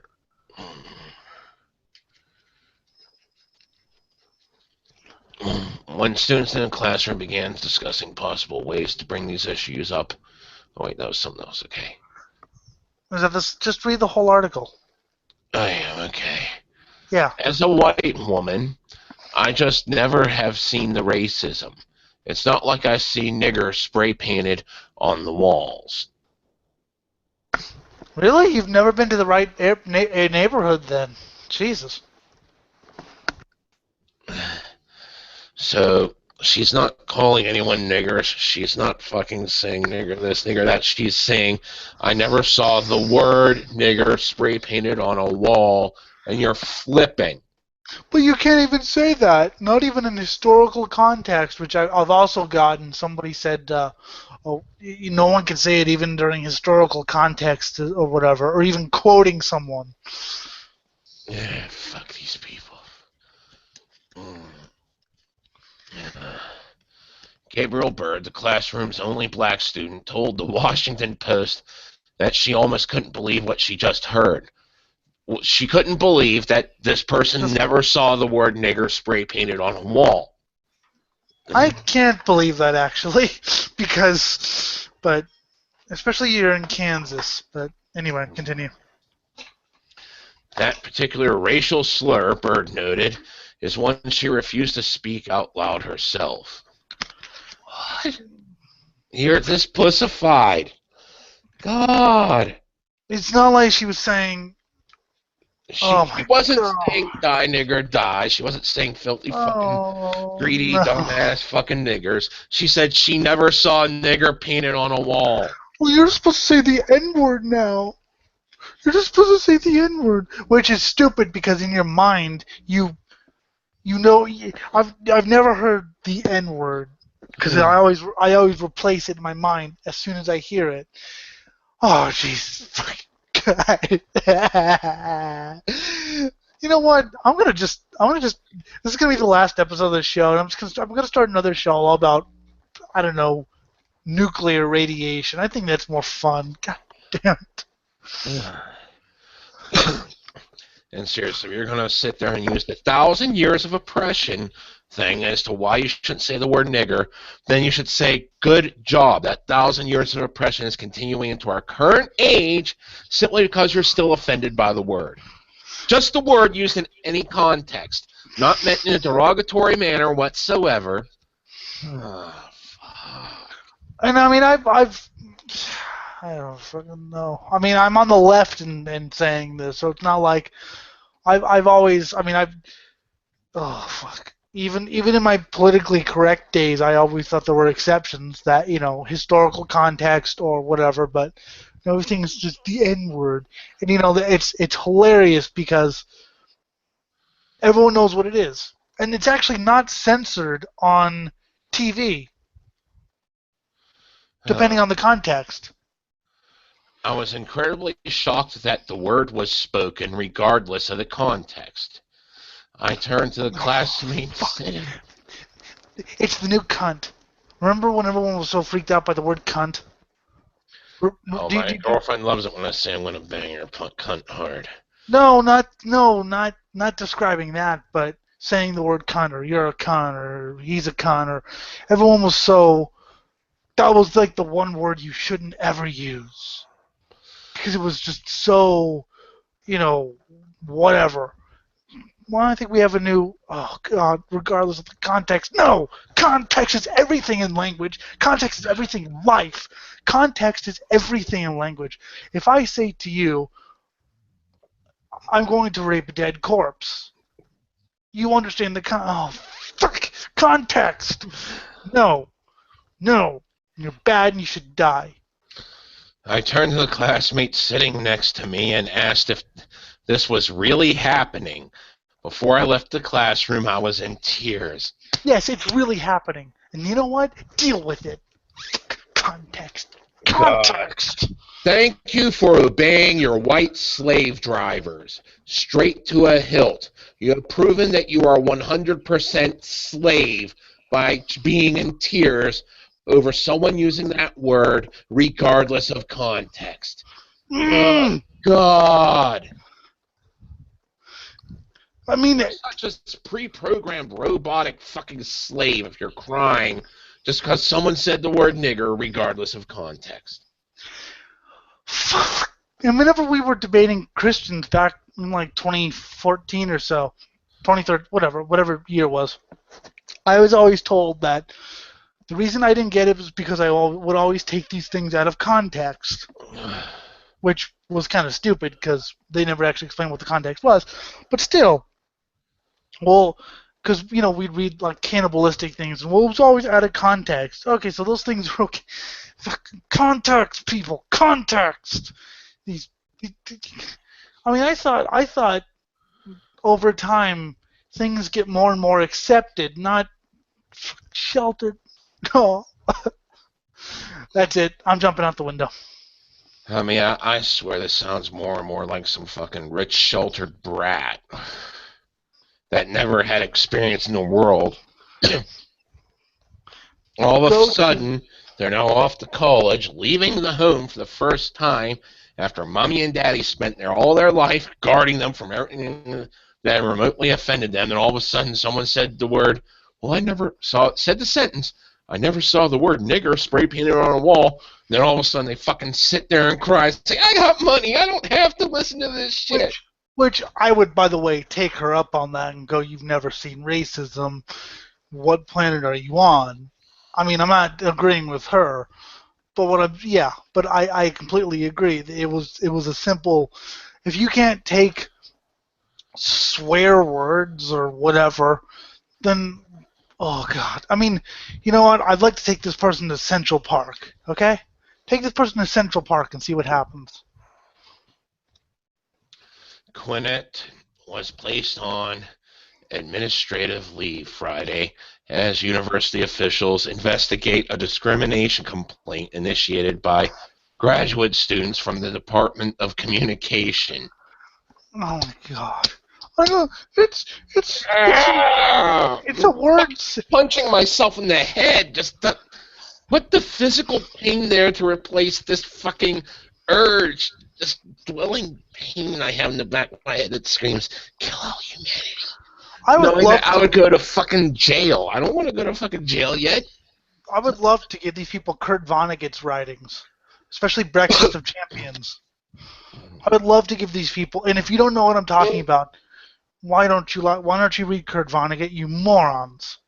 But I would love to give them Breakfast of Champions and just watch their eyes bug out, and then consider that this guy was, on the left and an atheist or whatever. He didn't believe in God. He used many different words, but he wasn't a conservative. He was, it's hard to explain Kurt Vonnegut. You just need to read Breakfast of Champions. Do it. Yeah. God, I don't get it. I mean, if it was in contact, sure, but oh God, regardless of context, I just don't, because, well, you know what? It's because you were told that one little word was the worst word possible. If they had ingrained in you that the word meant nothing, if you had asked, they called me something, what does it mean? And he said, and the parent said, oh, just don't pay attention to him. It's all a matter of... See here, who wants to anally rape Jesus while he's being crucified? Who wants to travel back in time just to perform that act? Me. There we go. And I'm not even gay. I don't even like anal sex straight. Quinette told the Journal World that she was notified Friday morning that 5 individuals, whose names she does not know, filed separate complaints with the university's Office of Institutional Opportunity and Access. Why does that sound weirdly Orwellian, but okay. I remember people being reduced to tears in class. Okay, one was watching the movie Cape Fear, I think it was, because it was about some English story we were talking about, and they were watching Cape Fear. I thought that was a pretty stupid movie. I mean, you really expect me to believe that a guy would track them down that far and not just get drunk and give up, really? Mm-hmm.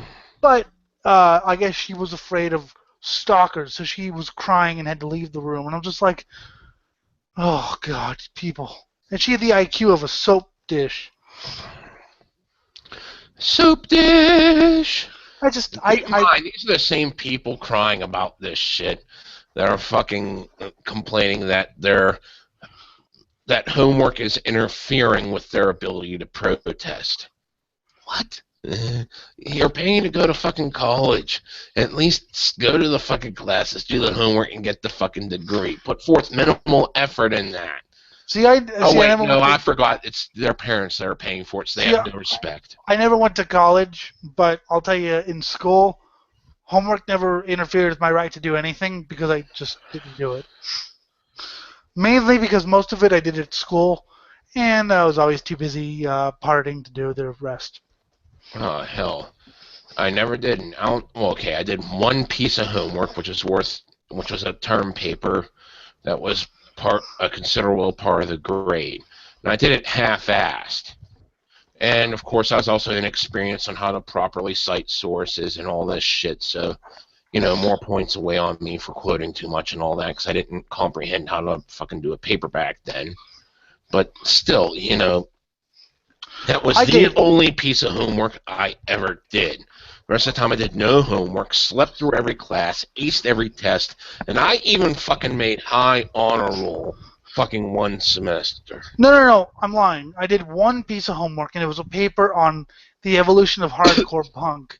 I look at it now and think I could have done a lot better, but of course the teacher didn't know what the hell I was talking about, so I got a good grade because it was, I think I got like a 96 on it because it was well formatted and things like that.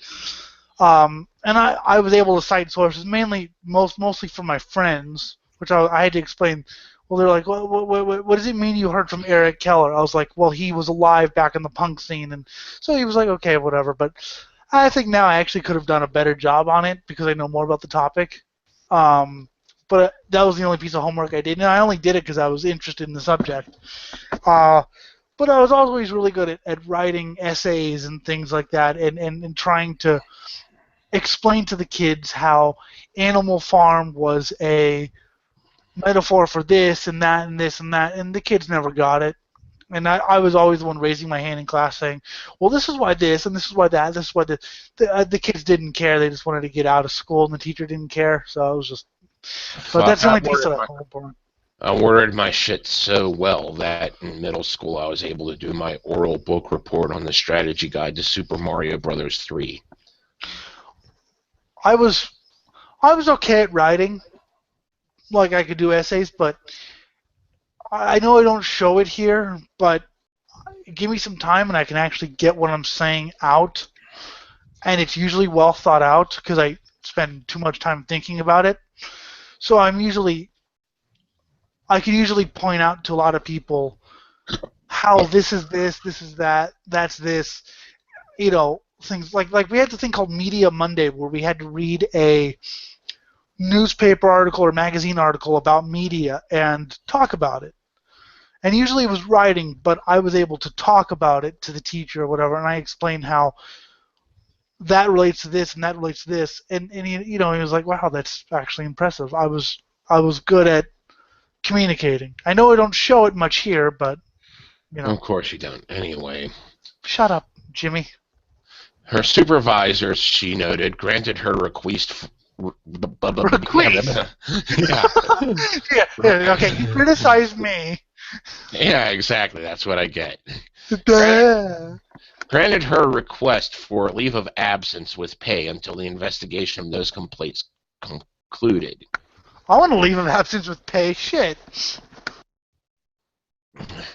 Professor's willingness to use a racial slur offended many students, but the tense exchange that followed, touching on institutional racism, discrimination, and the minority experience on campus, was perhaps even more troubling, Bird said.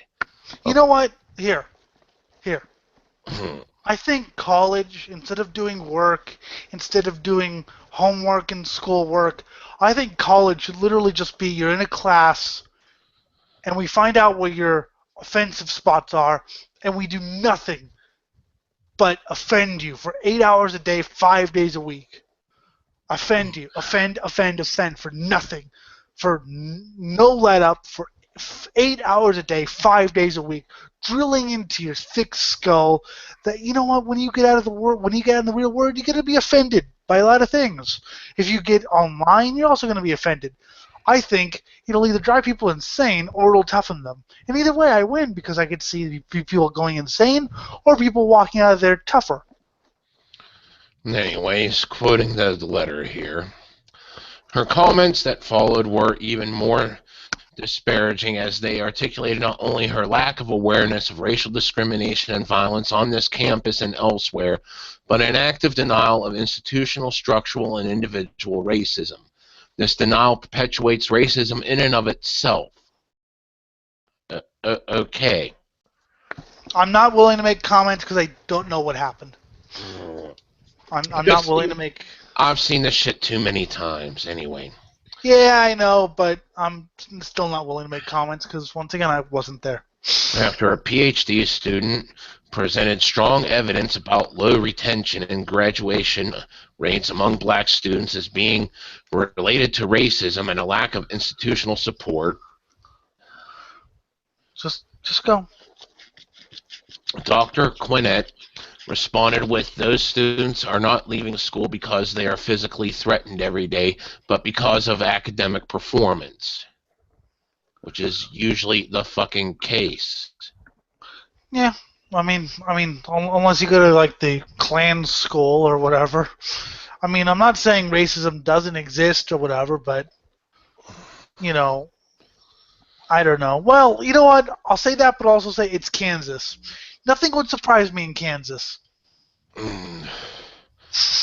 This statement reinforces several negative ideas: that violence against students of color is only physical, that students of color are less academically inclined and able, and that structural and institutional cultures, policies, and support systems have no role in shaping academic outcomes. See, like you talk about a student of color, maybe ask about, I mean, I don't know this, are white people leaving school as well? I mean, I don't know.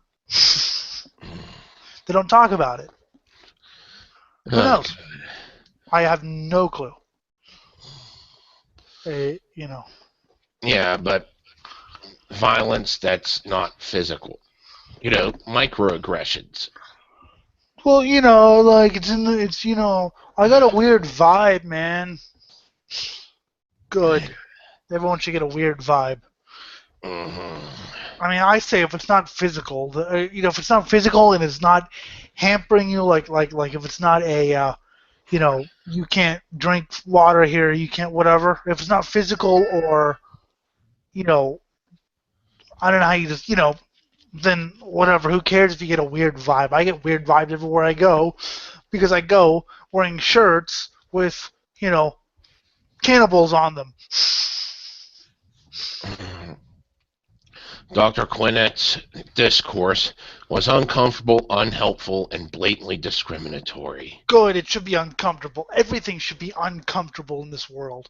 People are too damn comfortable. That's my opinion. Now, you want to know something here? As I hear that students of color are less academically inclined and able, do you know how many blacks I saw at the same parties I was going to while we were ditching classes? Getting lower grades because we were ditching classes and not gathering the material. It's not that you're it's not that you're dumb. It's the fact that you're ditching classes and go, I know, I did the same damn thing. I'm white. I did the same damn thing. And you know what? I deserve to fucking be the fucking college dropout I am today because I've gone and fucked up.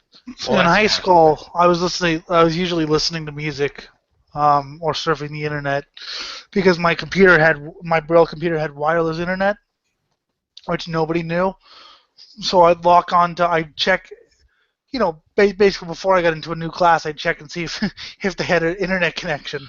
And usually they weren't the school connections because they were a private connection set up by the teacher. So they could, check the sites. So I watch races or surf the internet or download music and listen to music or whatever. People are, oh look, he's studying. Yeah, he's studying. By studying, he means he's listening. I would be writing blog posts because that was back when I had the blog. I'd be writing blog reviews to be posted later that night instead of listening to what the teacher was saying. I was a moron. I freely admit I was a moron, and I made a bunch of mistakes. But you know something, Jim? I had fun. So did I. You know, and was that to contribute to why my grades were so shit? Possibly. Do I care though? Nowadays, no. But yeah, I hell, I was always having fun. You know, like I said, listening to music because like I said, everyone thought because I had headphones, so I can write because it told me what I was writing. Obviously, I couldn't do it without headphones because then people would hear a voice. So you can get away with a lot of shit. And that structural institutional cultures, like the ones that get teachers fired for disagreeing with students, policies which do the same, and support systems which do the same, have no role in shaping academic outcomes. I think they're bending over backwards, and this shit still happens. Maybe you should look at the white people that also drop out of fucking college or get booted out because of low grades, and see that the behavior here isn't that much different. No, I don't know. I feel drained now. It's just it's a shit show. Yeah, it's a shit show. It's always been a shit show, and it'll always be a shit show. And the more shit you show, the more people will open up their asses and take more shit that you can show. You're watching Swine Brothers, which we are not brothers, by the way. Well, we just hate each other. That was something somebody asked. So what? You're not going to allow girls on the show? My girlfriend's gonna come on. I'd be like, yeah, we need more people to call us morons. Okay. Because there's only two of us. We need people to say, you guys are stupid. Anyways, professor says Jews are behind 9/11 attacks, and she's keeping her job. Yes, they are. The president of Oberlin College is standing by the professor who has been posting a slew of anti-Semitic rants and bizarre 9/11 conspiracy theories on social media.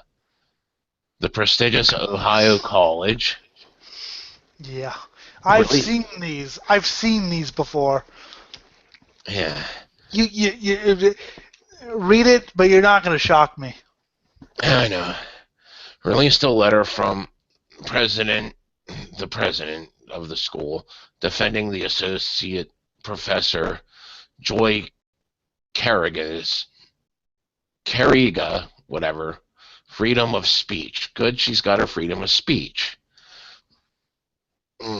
Yo, guys, I'm leaving. Okay. Okay. Have fun. He contributed to nothing. Yay. You're the one who wanted him on. No, I didn't want him on. I said he wanted to be on. I knew he would not do anything. Okay. I believe, as the American Association of University Professors says, that academic freedom is the indispensable quality of institutions of higher education, because it encourages free inquiry, promotes the expansion of knowledge, and creates an environment in which learning and research can flourish. Sadly, in this world, nobody wants the expansion of knowledge. They want people to agree with each other, and they don't want to hear alternative opinions. Regardless of how stupid they may be or how wrong they may be, they don't want to hear alternative opinions. I read Conservapedia, for crying out loud. I'm well aware of alternative opinions. Oh, God. That place is a shit show and a half. Oh, come on. It's fun. Yeah, it is, but still. And also, I'm thinking here, didn't we hear about Oberlin College as one of those places that was being cited, given low ranks and fucking freedom of expression? Yet I know the name, I just don't remember. I don't remember. I'd have to look into the last episode, and I don't really want to. Yeah, I think that was one of them. So you're defending it now that it's convenient for you, but you were all for censoring speech before.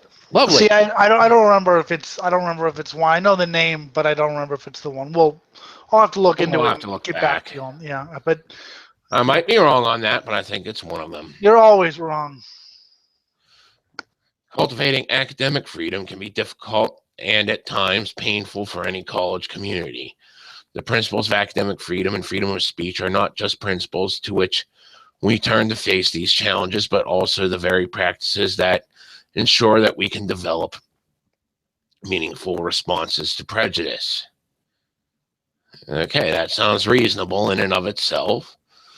Last week, brief statement saying that Carriga's views do not represent those of the colleges located outside of Cleveland. Why do you think the people, this Warning: the following views expressed do not expressly, affect the or represent the opinion of the show or of the network and its sponsors. Why do you think they post that? So that people know that, oh, this isn't what ABC thinks. This is just what the one guy thinks. This isn't what. Whatever happened to that? Oh, okay. This is where I know Oberlin from.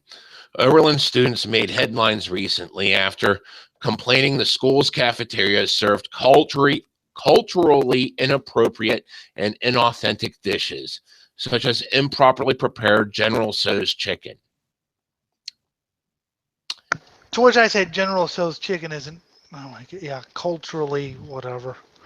I say, you know what? If you want, I don't know. I don't know, cultural. I like Taco Bell. That's cultural. Yeah, so, yeah. This is one of those wussified colleges that fucking, censors speech that disagrees with them, but whenever it's in line with what they want to say. Oh, okay, wait. These were the students. This is the principal, or this is the president. So. Yeah, true. There has to be that distinction made. Yeah, well, yeah, because you were just going off on a limb there. Yeah, I know. I do that a lot. All the time. What the hell was that? Sorry, I heard a noise by my window. Okay. I think I might be. I think someone might be trying to. It was a loud engine noise. I don't know what the hell that was, but it sounded kind of cool. Yeah. Yay. Mm-hmm. Anyways, we have female Japanese representative refutes UN suggestion to ban media depicting sexual violence. Yay, Japanese. The Japanese love their sexual violence. So don't we all? That's my xenophobic Japanese stereotype. To which I was just complimenting them, saying, "Don't we all?" Yes, whatever. I don't care. Kumiko Yamada, representative of the Japanese wing of the Women's Institute of Contemporary Media Culture, has responded to the United Nations discussing possible games and manga that depict sexual violence against women in Japan be banned. And she had quite a bit to say. Her response is as follows. We are absolutely in agreement that the protection of the rights of women in Japan is important. On the other hand, we think it should be carefully and seriously evaluated whether the measures taken to ensure these protections are valid ones or not. If we are asked to consider whether protecting women's rights in Japan requires us to ban the sale of manga and video games depicting sexual violence, then we must reply that this is an absolute no. Beautiful. I agree. The reasons for our opinion. 1. There is so-called sexual violence in manga and video games. The so-called sexual violence in manga and video games is a made-up thing, and as such does not threaten the rights of actual people. Yay! Yay, it's fictional. You understand it's fictional. Good job. More people need to understand what fictional is. Oh, but it influences people somehow, because that one girl who said Bonnie and Clyde were influenced by gangster movies or whatever. Yeah, because herd think and all this crap. Well, Bonnie did like movies, but it was more about they were both poor, and Clyde to get money. Yeah, and they knew that they were going to die. Therefore, it is meaningless in protecting the rights of women. Banning this shit. Good. Reason 2. In Japan, and especially when it comes to manga, these are creative fields that women themselves cultivated and worked hard by their own hand to create careers for themselves. If we were to ban the sale of manga that includes sexual violence, it would do the opposite and instead create a new avenue of sexism towards women. So in other words, because a lot of women are drawing this shit you're deeming to be sexual violence against women, you're going to be sexist against women. Well, I mean, I know female death metal musicians who write about raping women, not as like lesbians, but it's just as gender new, androgynous characters, and they do it because it's art basically. That's how people like Quarthon or even like Slayer, Tom Araya can think about Satanism, even though he doesn't believe in Satanism. In fact, he's a Christian, but he claims it's art. Technically, technically a special breed of Catholic. If you don't know the difference between Christian, well, Catholic is a type of Christian. Cut the shit. Yeah, but anyone who disagrees is a moron.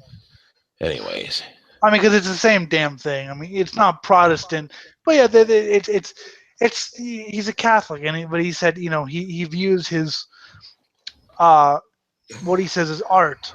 I mean they've gone deep into the shit. I mean, read the lyrics to "Altar of Sacrifice."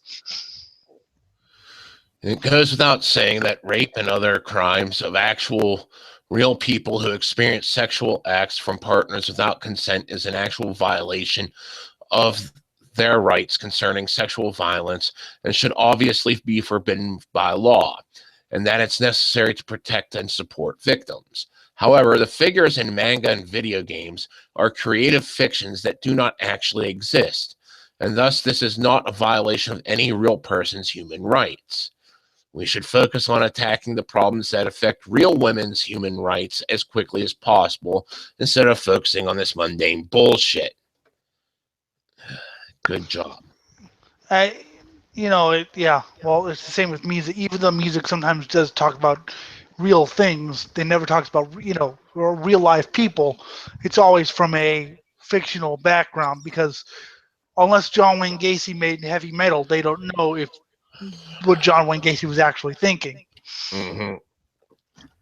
So that's always been my thing with metal and horror movies and horror books and video games. Yeah, too. I don't play video games, so I can't. I'm not that, but it's the same issue. There's been a huge string of fucking censorship recently because, oh, wow, some chick slaps her ass in Japan, but we can't put that in the Western version because think of the women's. Fuck you. And then we just download the Japanese version. Exactly. And we download the Japanese version and we write a letter saying, hey, we're not going to buy your Western version if you keep doing that. I mean that works. If you may not think it works. Okay, you may think, oh, there's no point. Write a letter saying, look, we're not going to buy from Japan and didn't buy the U.S. version specifically because you censored this bullshit. Fuck you. I did that with a couple record labels, and they were like, yeah, we know. We're pussies. Basically, that was the response they got because I remember one band, I don't remember the name of the band, but they didn't include a song on the American version because the lyrics were too violent. Yeah. This was my poser metal days. But I wrote to the label and said, hey, I downloaded a European version with that song, and I didn't download I didn't buy the American version. I downloaded the European version for free. And they were like, yeah, we know. We fucked up. I was like, well, good. At least you know something. So, people always say, well, writing letters doesn't solve anything. I mean, I write letters to websites that I don't fucking like. I mean, even if they don't listen to it, at least maybe one of them will. You always got to keep people and also, Jim, if someone does something really good, if a website you like does something good, or if you really like a website, email them and say thanks. Yeah. That always helps. I mean, you might not think it does or whatever, but it does. And I'm saying this to everyone who's out there. If you like a record label, if you like a show, not this show because no one does, but if you like some sort of entity who does a lot of good things, and really, write them and tell them. They need to know that there's people out there like themselves. That's always been my thinking. I didn't mean to interrupt, just because a lot of people have, Fine, whatever. You had your tangent. Anyways, It's true though, and you know it. mhm. In Japan, and especially when it comes to manga, these are creative fields that women themselves cultivated and worked hard by their own hand to create careers for themselves.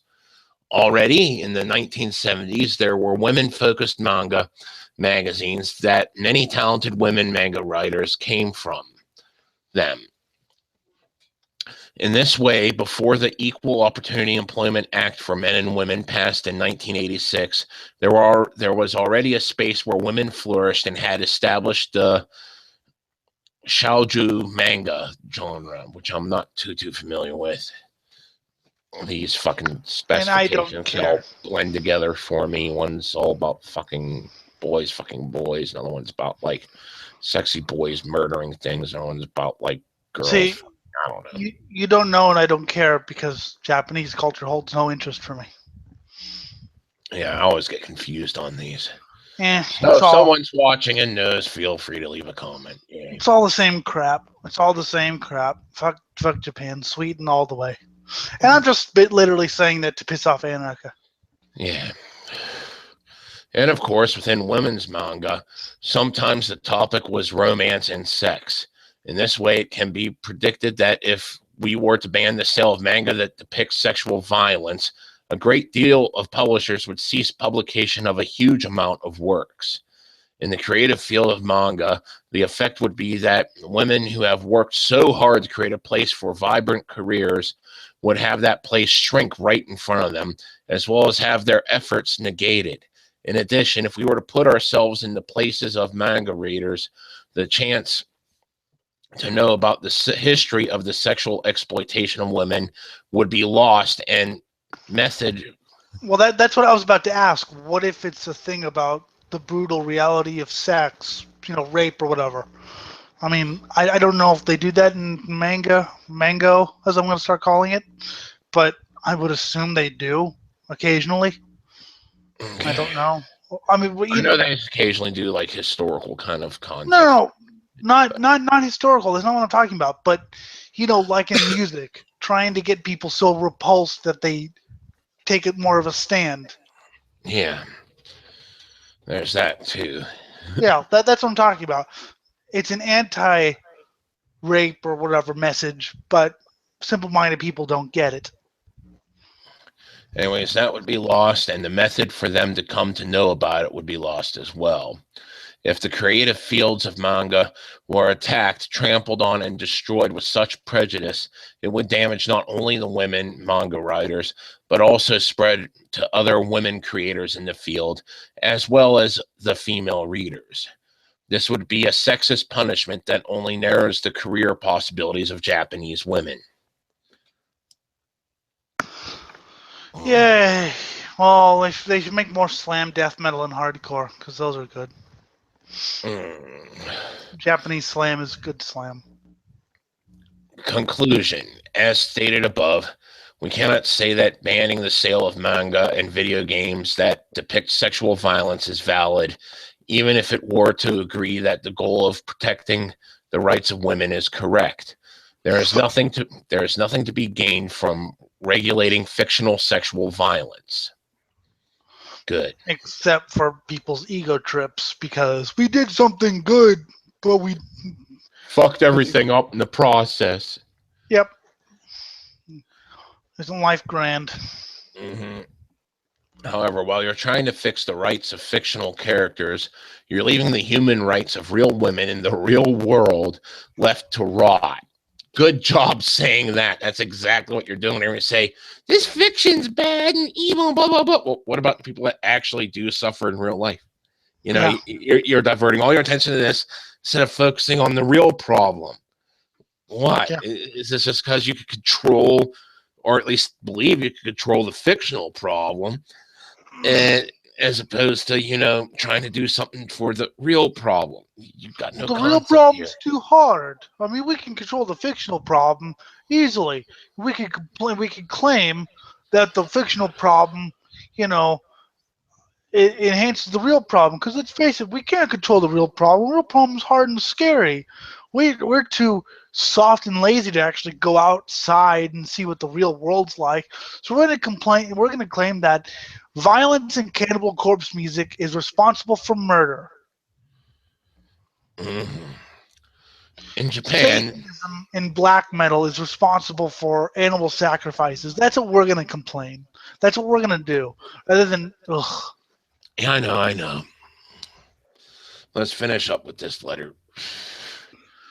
In Japan, the entire reason we have a media genre such as manga that developed to take on themes such as the sexual exploitation of women from an attitude to tolerate drinking the pure and the dirty without prejudice. It's because we had the freedom to express our views, and with that, to express the view of a world of humans that live and die, that there are pure and wonderful things and dirty and nasty things mixed with each other. In other words, reality, bitches. Reality.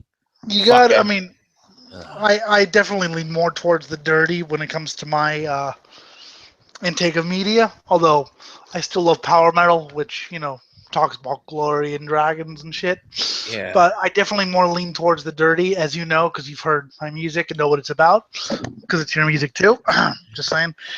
But yes, that is why you have to explore. I mean, I was really into bands who explore real life serial killers, not to praise them, but just to explore. The darkest facets of humanity, so that you're confronted by it and come up with your own conclusions of like what was really fucked up about it. Yes, and what I've come to the conclusion was I really like reading about it. I'll never do it because of the jail time, but Yeah. I was trying to explain to someone that well, hell, if I say this on YouTube, I'll get arrested. But a lot of what's stopping us from doing some very bad things is the jail time. Yes, this is why, I say always ask yourself, is the jail time worth it? Yep, and he was like, 99% of the time, the answer is no. he asked me, so if you wouldn't go to jail, would you murder me? And I was like, Yeah. take a step closer. Come closer. Yeah, you know what? It's true though. I mean, they're people who, and by the way, I have to do this because we live in the brave new world. I don't mean I will murder someone in real life. So don't arrest me, people. It's not fucking worth it. Yeah. Go after the real people. Mhm. Jim, on the other hand, murders people with his mind. Yes, all the time. I mentally murder and rape and destroy everything. Mentally murdered. That's a great song. So, anyways, manga is a field where women have put their hard work and effort to cut forward paths and cultivate a place of their own. We believe that in order to protect this place from being trampled on, it will need our continued hard work to pass it on to the next generation. And it is this effort that will link to the greater freedom and rights of women. Yeah, well. So, yeah, that's good there. I figures at least someone speaking some sanity would help retain our sanity after all the bullshit we've been through in past weeks. Censorship is stupid and solves nothing, people. Once you get this through your skulls, which I know you never will. No, they never will. They all suck. Suicide. Yay. Next story before I kill you. Is your generation giving up on love? Me, no. But the fact that I've mostly dated older women Yay. and That probably should be a sign. and probably will in the future, to be brutally honest. I mean, I dated Your one generation sucks. I found that out with this last one, but yeah, I will probably go after older. Mm-hmm. Yeah. What will people say about our generation? Well, Oh God, what will people say about that generation? Since I don't consider myself part of this generation.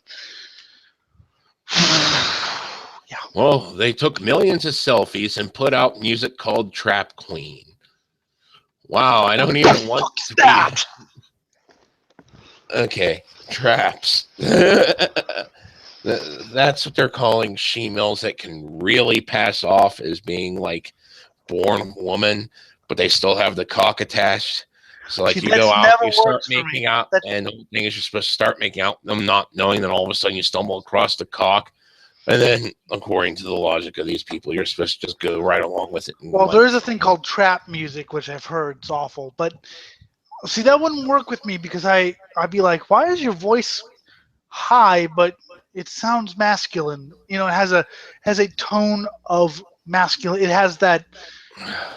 You know what I'm talking about, right? mhm. There's just that little hint of that it's a guy. I'll just be like, no, thank you, See, because I I've been rely with on the some voice. pretty, butch-sounding women before, so Yeah, but I can it I might actually work on me if it was done correctly, but at the same time, probably not. I don't know. see the problem is I usually don't go for the ultra butch women. I mean, but also the fact that I can usually tell. I mean, unless it's a really, really, really loud place, I can usually tell if it's a guy or a girl. I mean, I've had some, it may take a little bit, but then again, I'm blind, so that's how I fucking know. But yeah, if a woman talks like this, I'm moving the fuck on. Not my type. Mhm. As I witness some of our generation slowly begin to wake up, it gives me hope that we could be remembered for something great. I don't know No, what that great thing is other than fucking destroying everything I and know, Jim, I know. huh. Swine Brothers. Yeah, we should be That's remembered for that's what this. this generation will be known for. This show. Yay, that'd be great. I believe in soulmates and that there are certain people meant for you at a certain time along in your life path. No, there aren't. I believe there are certain people meant for you, not so much love, or not so much meant for you, but I believe that there are some times where people come along at opportune time. I don't believe it's fucking made or anything. I think it's all coincidence. But there are people who come on in some opportune times and can show you the fucking way. Like Puke definitely entered my life, not lover or whatever, but Puke definitely entered my life at the most opportune time when I was an innocent little shell and shaped me into who I am. But I don't believe that was intelligently designed. That was just an awesome coincidence, and it happened. You rolled a natural 20. I did, and then he died. He rolled a natural one. Yeah. Oops. Oh fuck. Okay. Which is still depressing, by the way. Yeah. Oh well. Oh well. Uh, But yeah, I don't believe in soulmates. I I believe there are people who are right for me and who are right for each other, but I don't believe there's one person. It's all about chemistry and do you have shit in common. I mean, I believe there's people who I would get along with enough, and they would be the quote right one for me. But I don't believe in soulmates or any of that crap because I don't believe in a soul, so to speak, yeah. or at all. I think when you are your best, you meet your unique counterpart. Who wouldn't want to experience that? The more you focus on loving Oh God. yourself, so masturbating. The more I No, masturbate, and those around you, so I should jerk off on everyone around me. but see, no, stop. No, but see, see, as Charlie Brooker would said, this would require an intergalactic celestial soul pairing machine that would just pair people off. There's one person in the 7 billion people on this planet who's the right one for you. And it's only one person. That's your helping one. Are you stupid? I mean, maybe I have a counterpart. Maybe I probably have about 5 counterparts.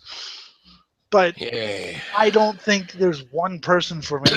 I mean, I used to think that, and then I grew up. Ugh. Currently, there is one person for me.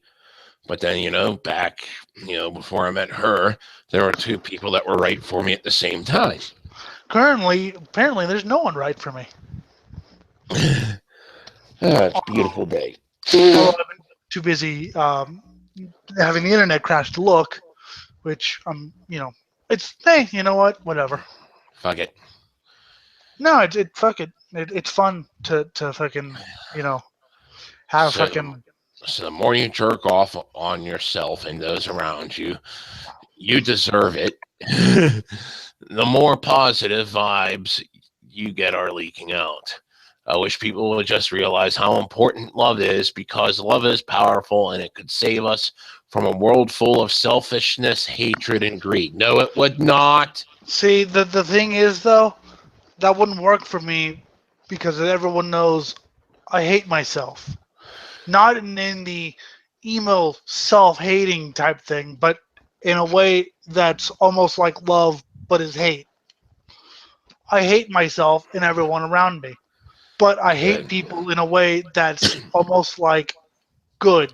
It's hard to explain, but I think you get what I mean. It's easy to explain. It's a soul purifying experience to just hate everything. Yes, it is, but hate things in a way that's positive. Like I hate you in the sense that I like you as a fucking, fiend. And that is why you need stabbed in the penis 35 times with fucking pins and needles. Why? I don't know. It was just something interesting to think of. Anyways, Not for me. That would hurt like shit. Now stabbing someone else. yeah, that's always fun, stabbing someone else. Yeah. Not talking from personal experience. Just in case the NSA is listening. Yes, he is. Here are some reasons why I think people are giving up on love. 1, speed dating. This is basically what people do, trying to find their one and only, rapidly moving through people like there is no tomorrow. Where's the spontaneity in that? The romance? Nowhere. Well, I mean, I got tired of the whole. I mean, I do it obviously, but I got tired of the whole build up and the whole. So I kind of took a break from it because I was tired of, after so many breakups, you don't want a build up from like to love to whatever you don't want this whole build up.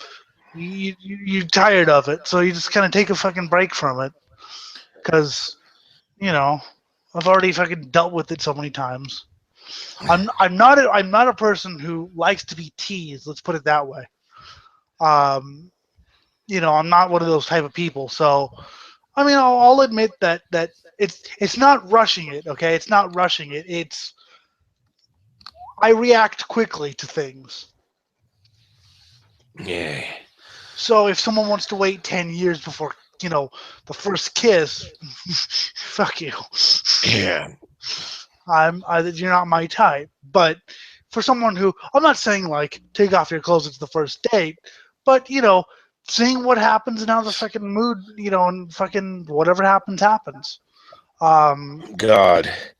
I remember fucking back whenever I first got away from the ex-wife, fucking going out there, and every time I'm like, look, man, I'm gonna say this right now. We should not have sex on the first date because I keep having that happen, blah, blah, blah, and all this shit. You know what happened? We had sex on the first date. Mm-hmm. Every single fucking time. Except for one, but that was because the date ended badly. I'll say this. Sometimes it seems like I rush into things, but I'll be honest, my brain works fast. Okay? If that sounds egomaniacal, I can't help you. But my brain does work fast. It processes things, and I spend hours thinking about situations and outcomes, which a lot of people don't do. So when I say something like, "Well, why, you're going really fast," I'm like, "You're shitting me, right?" No, I've thought about this for a long time, because my brain works like this. So, but yeah, the whole romance, I get burnt out on it. Granted, as of right now, I'm not burnt out. Wouldn't mind doing it again, but hey, we'll see what happens. Anyways, dating as a sport isn't going to get you any closer to the one.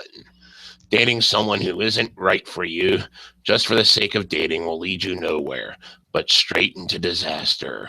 There is no one who's right for you. I'll be honest, every girl I've dated had a point that was, quote, right for me, whether it was kindness or whether it was whatever, was, quote, right for me on some point. It's just we disagree on 500 other points, and that's why we're not together anymore.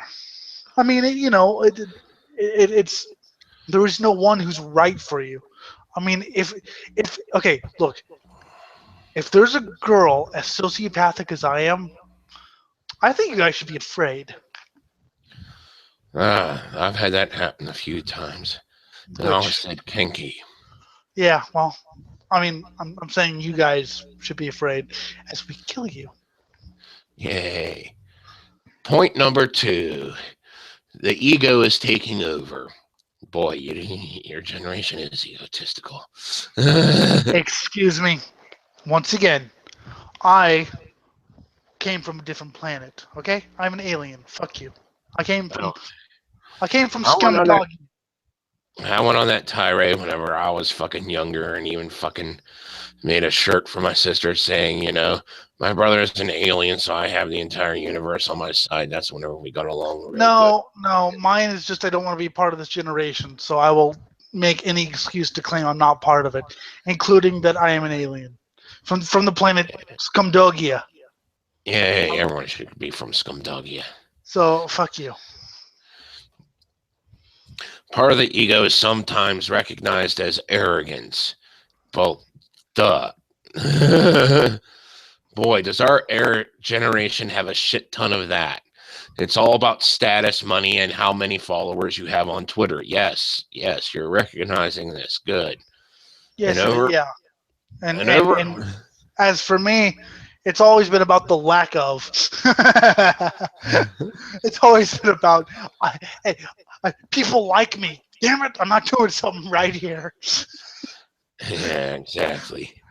An overboard of selfies, so a bunch of people you may or may not know can tell you how awesome you are.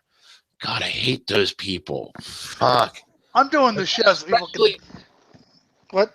Especially the ones that, sit there and just take, 3 or 4 selfies every, 20 minutes, trying to show as much fucking cleavage or bulge in your pants or whatever. That's like, fuck you. Somebody say something worth saying, We have a pic. I mean, I got my fucking friends from back in the day, and they, post, pictures maybe, once a week, but it's because, look where we went on this fucking TV shoot for. Look what we did here.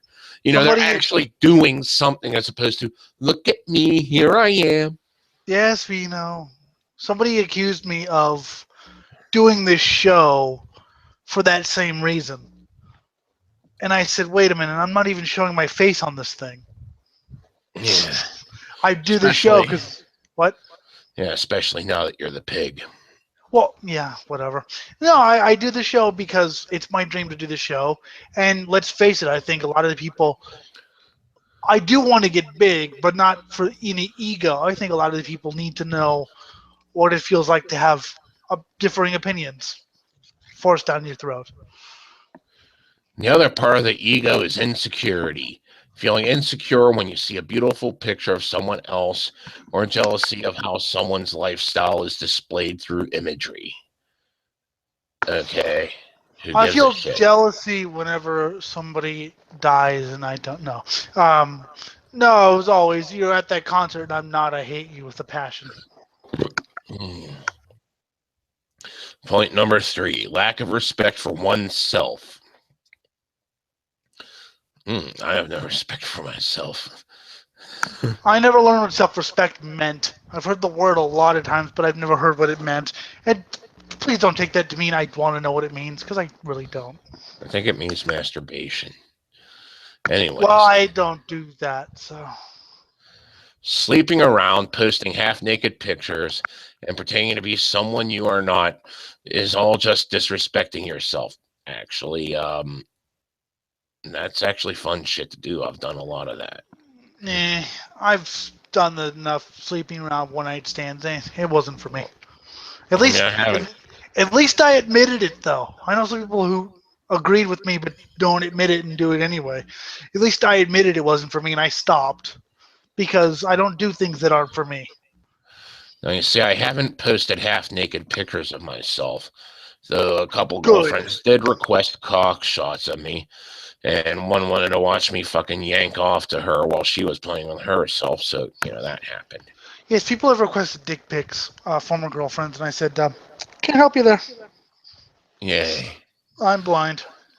And besides, you can't even fucking see it in the fucking picture. And pretending to be someone else is not something I like doing.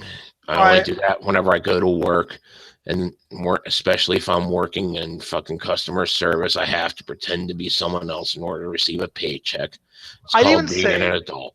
Acting would be the only time I do is voice acting, but even then, I play a slightly modified version of myself. Either it's more sociopathic or more crazy or more deadpan or whatever, but it's always a version of myself. I've never felt like, see, when I was like 14, I'll be honest, I was a little pussy, okay? Mm-hmm. I wanted to basically reinvent myself, not as a masquerade, but as a look. I need to explore life, okay? So I kind of reinvented myself and my outlook, and then became it, not as a self-serving thing but I wanted to explore what life was. I wanted to see what the hell the world was. I saw what the world was, and I love what the world was, and that's how I am today. Um, it's kind of hard to explain, really, because it sounds like I just made it up, to look cool or whatever. But it was more of a I need to get out and see what the world's like. So but Yes. I've always been myself, regardless of what version of myself it is.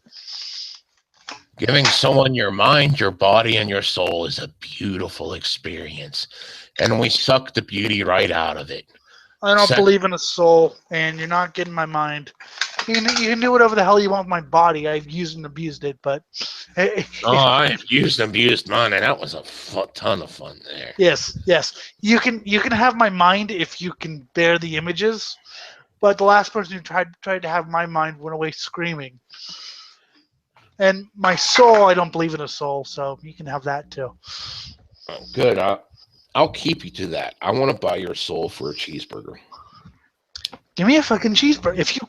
No, it has to be with fries and a large Coke. Fine, done. Double cheeseburger. You're allowed the double cheeseburger too, yes, but you can't make much more of a fucking promise than that. I'm not willing to pay more than $10 for your soul. All right, deal. And you will sign that contract in blood. Duh. I still love the Coven story where Jinx says, they walked into Mercury Records or whatever the hell major label they were signed to, and they thought they were some just acid rock band with like a proto Alice Cooper, with some evil image, and then so they had these like felt tip pens to sign their contract. They knocked the felts to the floor, take out miniature daggers, cut themselves, and sign the contract in blood. That's how they were like, oh, these people aren't kidding. Yes. Sex is great and is meant to be great with the right person. Okay, so I will admit this right now. I have had much better sex than what my current girlfriend gives me. Mind-blowing, fucking orgasmic, fucking ball draining. Oh my god, I'm fucking a mindless wreck. I've only had that 2 or 3 times, all with punk chicks or metal chicks, but it wasn't like a relationship. It was just one night stand type thing. Back in the old puke days, also fun. One was the ex-wife, which obviously not the right person, but dear God, did she know how to twist a missile. Another one was from some psycho bitch in Erie, which she was still like, it's one thing to still be married to someone, because I technically still am to the ex-wife. I just haven't been able to afford the divorce. But it's a different story whenever you're still living with the person and have no formal divorce, have no nothing going on, and then you start crying all this other shit. Then, like 2 years later, you tell me that you're pregnant with my kid. How did you get pregnant? How delayed did my sperm sit inside you to impregnate you? If it took 2 years for you to finally be knocked up by me, It just and the waited. last time, Like it was okay. Now go. oh God. So yeah, that's definitely not the right person. That was some pretty mind-blowing sex. I don't think that's even possible. That's awesome. Then I also had some really mind-blowing sex from the girl that I had just before dating this current girlfriend. And dear God, did she go off on psycho tangent on everything. She just completely started degenerating completely into neo-yuppie filth, playing mind games and all this other fuck. So no. Yes, I had much better sex, but I'm not caring that much because the sex is still adequate. It still That's what gets the turned me off job about done. love and shit like that. You know, a relationship were the games and shit like that. And I don't play games like mind games and shit like that. I don't do it. It's not. I don't find it fun. I don't find it flirty. It's not for me. So they So wanted to play all these things, and I'm just like, yeah, I'm just gonna go back and listen to death metal. Bye. And then I'd leave, and they'd be like, I'm the least motivated. I'm one of the least motivated people you'll ever meet under the right circumstances. I mean, yeah, the current girlfriend is picking up tricks, but it's been a few years in the coming, and we're getting older, which means, yeah, the body's starting not to be made for those tricks anymore. But still, Yeah. I'm much happier where I'm at. I'm not fucking leaving this just for a fucking better cock tease because everything else matches up and the sex is adequate. It's not like I can't fuck her. I haven't Sometimes fucking. we got the kinky shit, which is fun. Eh, Especially whenever she decides to chain me up in the closet. That's always a treat. I just haven't really. I'm not king sex. I haven't, had sex in 2 years or whatever. And if the opportunity came, I'd take it. But if it doesn't, I'm not saying I don't miss it. But I'm just saying it. I have other things to do. Listen to music and shit like that. It's always funny with me. I'm not trying to understate it because I would rather not live my life abstinent forever. But at the same time, I'm not one of those people who always wants to go down look for some pussy or whatever. Mm-hmm. I just do what I do. And whatever happens happens. Mm-hmm. So here I say, yeah, sex can be great, but it doesn't have to be great with the right person. It just has to be good enough to get the job done. Yeah. Which makes everyone happy in the end. But I'm still done fucking this generation for a while. Yeah, you do that. That sounds like the best option. Older women and I seem to get along a lot more.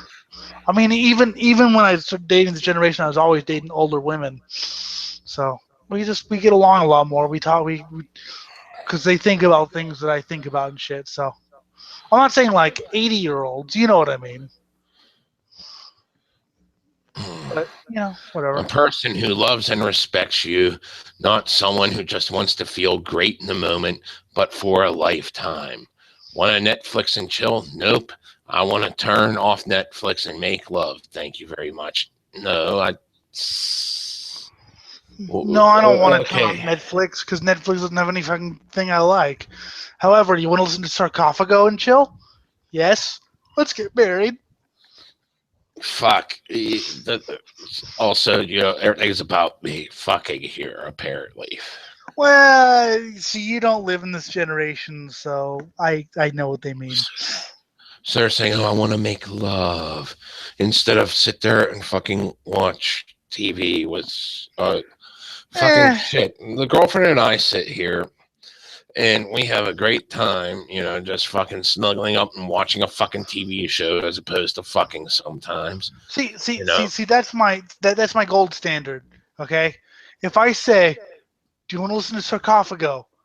and she said yes, I will believe in the one. Okay, I will believe that there is a one, until of course it doesn't laugh. But still, Yeah. if I say, "Do you want to listen to Arch Goat?" and she says yes, my mind will just fucking explode. Well, so you're not putting any fucking weight on like what actually counts. It's all about the fucking okay. Okay. Point number 4, the world is at our fingertips.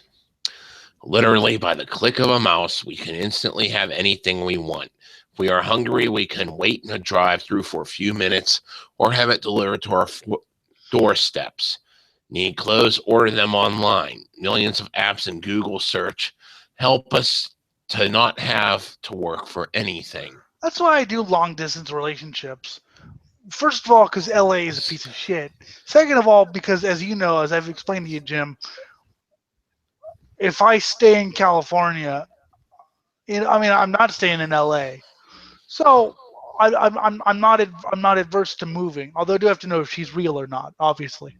But that's why I do long distance, because I've tried LA here and it's a piece of shit. So long Yeah, distance piece for of me is shit. the long distance for me is the way. Even in LA, it'd have to be kind of over the internet anyway. So, long distance for me works. The last one was she wasn't used to long distance, and she was, she didn't understand the fact that we couldn't be together, until one of us came over to where we lived, which I was okay with. I mean, we talked and shit, and we talked a lot, and we, had a lot in common and shit like that. And we did some weird attempts at like online sex, which was actually kind of fun. Not Well, orgasmic, but just fun, kind of letting your imagination go wild. well, the whole thing here is help us not have to work for anything. This reads like someone who's never had to fucking struggle with a job and shit in their lives. Like all you have to do is point and click and money just magically flows from one hand to the other. And I don't have to worry about making it, trying to make ends meet, deciding whether I should get this fucking player's guide for a fucking, game I'm playing or spend that money on food or rent. You hear that from Anarcha all the time. Yeah. Fucking shit. Learn the value of a dollar. Work. Instead of saying, well, my last 9 to 5 only lasted like a few days because I sucked at it, but I'm not going to say I sucked at it. I'm going to call them cocksucking bastards. I mean, I do this show, and hopefully I'll make some sort of money off it. But I understand work because I've done it, and I'll probably have to do it again. Yeah. But I'm trying not to. But I'm not gonna, because he was like, well, why would you have a job? Like, it's so easy to like work online. I'm just like, I hate that attitude. That kind of snobby. I mean, I don't look down my nose at anyone. I don't have a very big nose. I can't look, and what's the point? Why work at being in a love? Why not work at being in love for a lifetime when you can experience it in one night? Because I've got better shit to do than, well, I don't do one night stands, but I got better shit to do than work at it for years on end. I got death metal records to listen to, dude. I got the new, what's coming out this year? Deicide. Fuck yes, yes, the new Deicide record's finally coming out. Yay. Point number 5. Partying is more important than building lasting relationships. I've never. I mean, I did it when I was like young, but that was because I wanted to experience it. But I'm not a party animal. I mean, well, my version of partying, yes, but the old version of partying, and I'll admit I do want a lasting relationship this time. I don't want, You see, I think this is funny because I've had several fucking last relationships that lasted several months to a year straight from my fucking party years. I mean, I was fucking living it up. It's like, here we go, fucking shit. I was even partying it up when I was with the one girl I was with.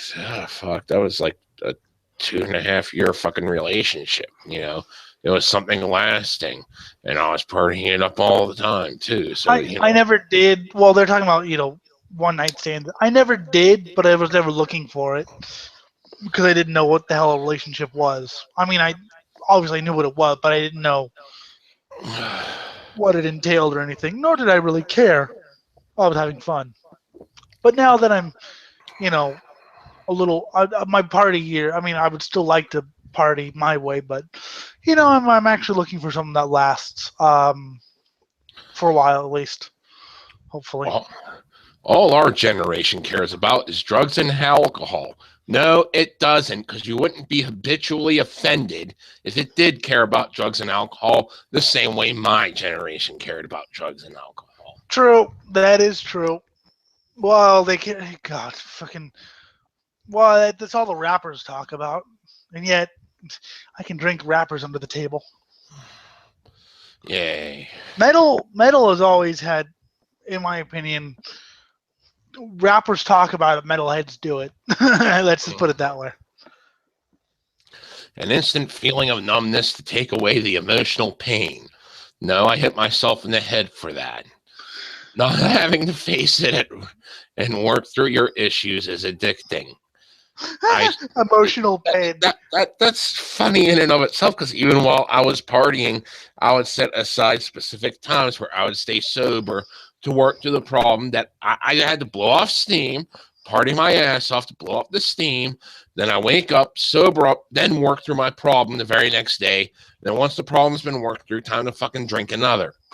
I just don't care about problems. I mean, I've always just ignored them because whatever happens, it'll go away. If I mean, my Jim, you saw me. Oh, I got dumped. Whatever. Oh, this happened. Oh, whatever. I mean, the only thing that really hit home was Puke, being killed. But, that was such a severe thing. But, any other problem, I just ignored. Oh, I got dumped again or whatever. Also, if you're fucking drinking and doing drugs to take away the emotional pain so that you don't have to face it, that means you are drowning your sorrows, not partying. Yeah, for me, it was more mental pain. I got so sick of stupid people, I just wanted to take away my mental pain, which I guess would be drowning your sorrow, but it actually worked. For the first time, I actually felt like above humanity. You know that feeling when you get so fucked up that you feel like you're God for a couple seconds? Mm-hmm. Isn't that a great feeling?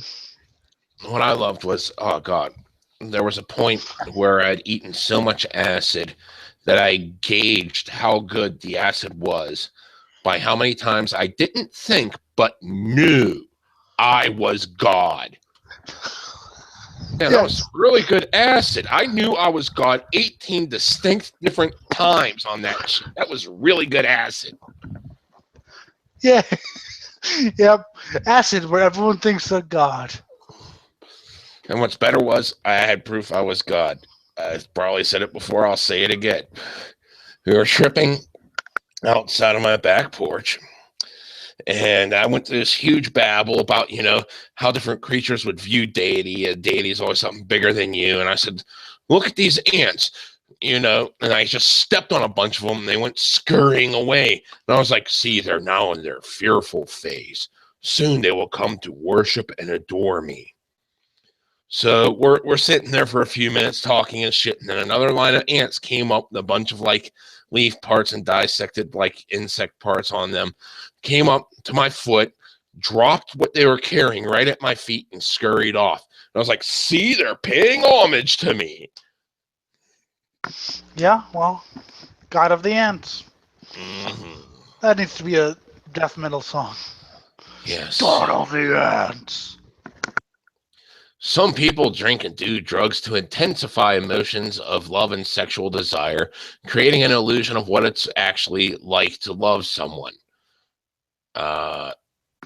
See, I'll be honest. Everything I do takes a lot of emotional whatever because my number one emotion is indifference and apathy. So if I enter into something like a relationship, it takes a while for me to get into it because there's still a cloud of indifference and apathy. and even then, sometimes I'm like, don't want to, don't, I'm not in the lovey-dovey mood, whatever. Just have fun, amuse yourself for a while I listen to metal. You I'm see, like, you know, the whole reason I love doing drugs was not to intensify the emotional blah. It was to get deviant thoughts in my head that I would not normally think of. Fucking loved looking at things through different lenses. I mean, that's why we always wanted to fucking sit there and record ourselves fucking bullshitting while we were on acid. Although the one time we did, all we did was laugh at the stereo, but I still. love that. Dude, we know the meaning of life. Let's listen back to it. Yeah, exactly. But still, it was to get those deviant thoughts rolling and have something to show for it. It helps you see life in a completely different perspective, one you wouldn't normally consider. Psychopathy Okay. is fun. hmm And this thing lied. It said there were only 5, but they have a 6th point here. We don't know how to love. Love has and always will be complex. Our generation isn't the only one in history who are confused about this phenomenon. Love is scary. It makes you vulnerable and susceptible to the worst kind of pain you have ever felt. No. No, because Not the kind of love you're talking about. Fucking. Well, I think because you're hardened. Because I've seen people freak out and cry because of uh, you know, a breakup. Where I'm just, like I said, there's always a nice level of indifference. Some psychiatrists would call that, safeguarding, but it's actually just my normal state. It's just you know what? If she breaks up with you, then she clearly wasn't good enough for me, because if she leaves, then outdid her in the evil department, and that's good for me. I mean, there's literally no way I can lose for that. You see, you want to know what's painful? Fucking not being able to see your own kids. That's fucking love that is very painful and the most fucking emotional pain I've ever felt. Yeah, but they've never felt that, or never knew someone who felt that. So yeah, we have to stab these people. I've never freaking. We need to legalize stabbing these people. Okay, we have to fucking contact our local government to make it legal for us to stab people. Oh, and about love being scary, that was pretty damn natural. It's pretty damn natural for me. I mean, it never scared me. It never made me think. Because I'm me. It'll always be me, even when I was at my most lovey-dovey point. Uh, when I was engaged the first night, which was probably, which was the happiest night of my life, didn't last. I wrote a song about, I wrote several gore-filled songs and showed them to my friends because I was bored. So, and that was, I didn't start writing happy songs about love or whatever. It was, I wrote songs about killing people. That happens to me a lot. I just, it's all about murder. I've never felt, even on the most euphoric love high, I'm always mean deep down, cynical and misanthropic, and I've never met a girl who really, what's the word, accepted it. Yeah. If you can accept my cynicism, then that's great, but I've never known anyone who can. But I'm still going to keep looking because I'm a moron and I don't know when to quit. And finally, we have moments of joy can damage the heart. Yes, the joys of being joyless. But by the way, full credit to this for Bishop, Andrew Bishop, former PTR promoter guy, who gave me the. He's recording again, so that's pretty cool. He gave me the link, and by the way, full credit for the new logo, which I don't know if it's up yet. It's up. I gave you the logo. Full credit to the guy. No, the artwork or whatever. Well, Alpha Omega Sin made the original shit, and I just modified it. Yeah, but I think we have to give him credit because if we don't, we're Yeah. assholes. So full Yeah, he credit does to deserve whoever the credit hell. for it. Full credit to whoever that is. I don't know. Yeah. Yeah. 3/4 of the cases of Takotsubo cardiomyopathy, which I have completely butchered, a change in the shape of the heart's left ventricle, which can be fatal, are caused by stress. The University Hospital of Zurich study in the European Heart Journal suggests that about 20 cases is caused by that 1 in 20 cases is caused by joy.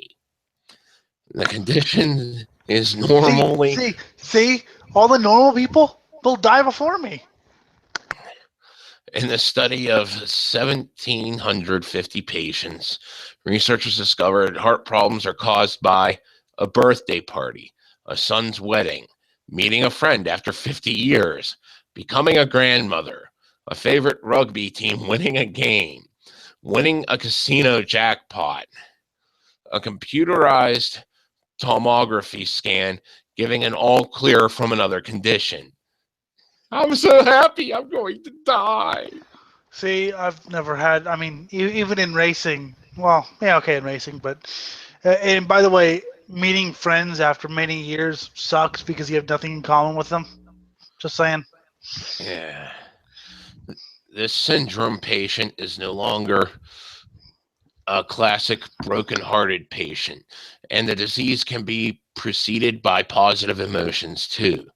Clinicians should be aware of this and also consider that patients who arrive in the emergency department with signs of heart attacks, such as chest pain and breathlessness, but after a happy event or emotion, could be suffering from the same syndrome, just as a similar patient presenting after a negative emotional event.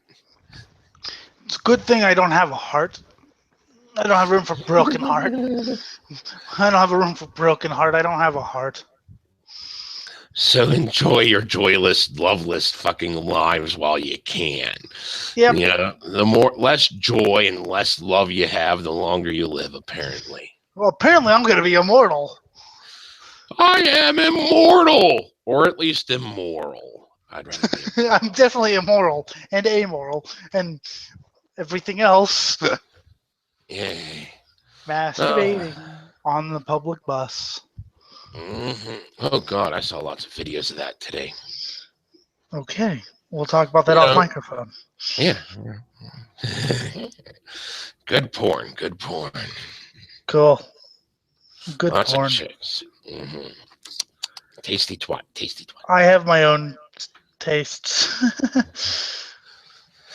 And that's it for me. And that's it for this show, apparently. I don't know. So this has been the, and by the way, to everyone who watched this, share the link, like and comment and subscribe. Make us huge because we need to be gods. That's right. We have to defecate on the universe. So this is the first episode of the newly renamed Swine Brothers Show, the show's new direction. The old episode will still be called PTR because we don't care, and because because it would make the contents of the show seem totally weird if we just renamed everything and didn't explain. So this is Swine Brothers episode 69 or 1. It'll stop being confusing after a while. Yeah. For the 4th of March 2016. You can email the show at ellinthemood@gmail.com. That's my email. Jim has an email, but I'll just forward everything you send to me to him. Twitter will change, but for now it's PT Radio 666. I gotta remember to change that, but I'm lazy. And Facebook is, I believe it's still Political Trendy Radio, but Jim will be changing that soon. Because you're an admin now. Yeah. For the gym, Justin doesn't deserve a credit. I've been Elliot Lindemood.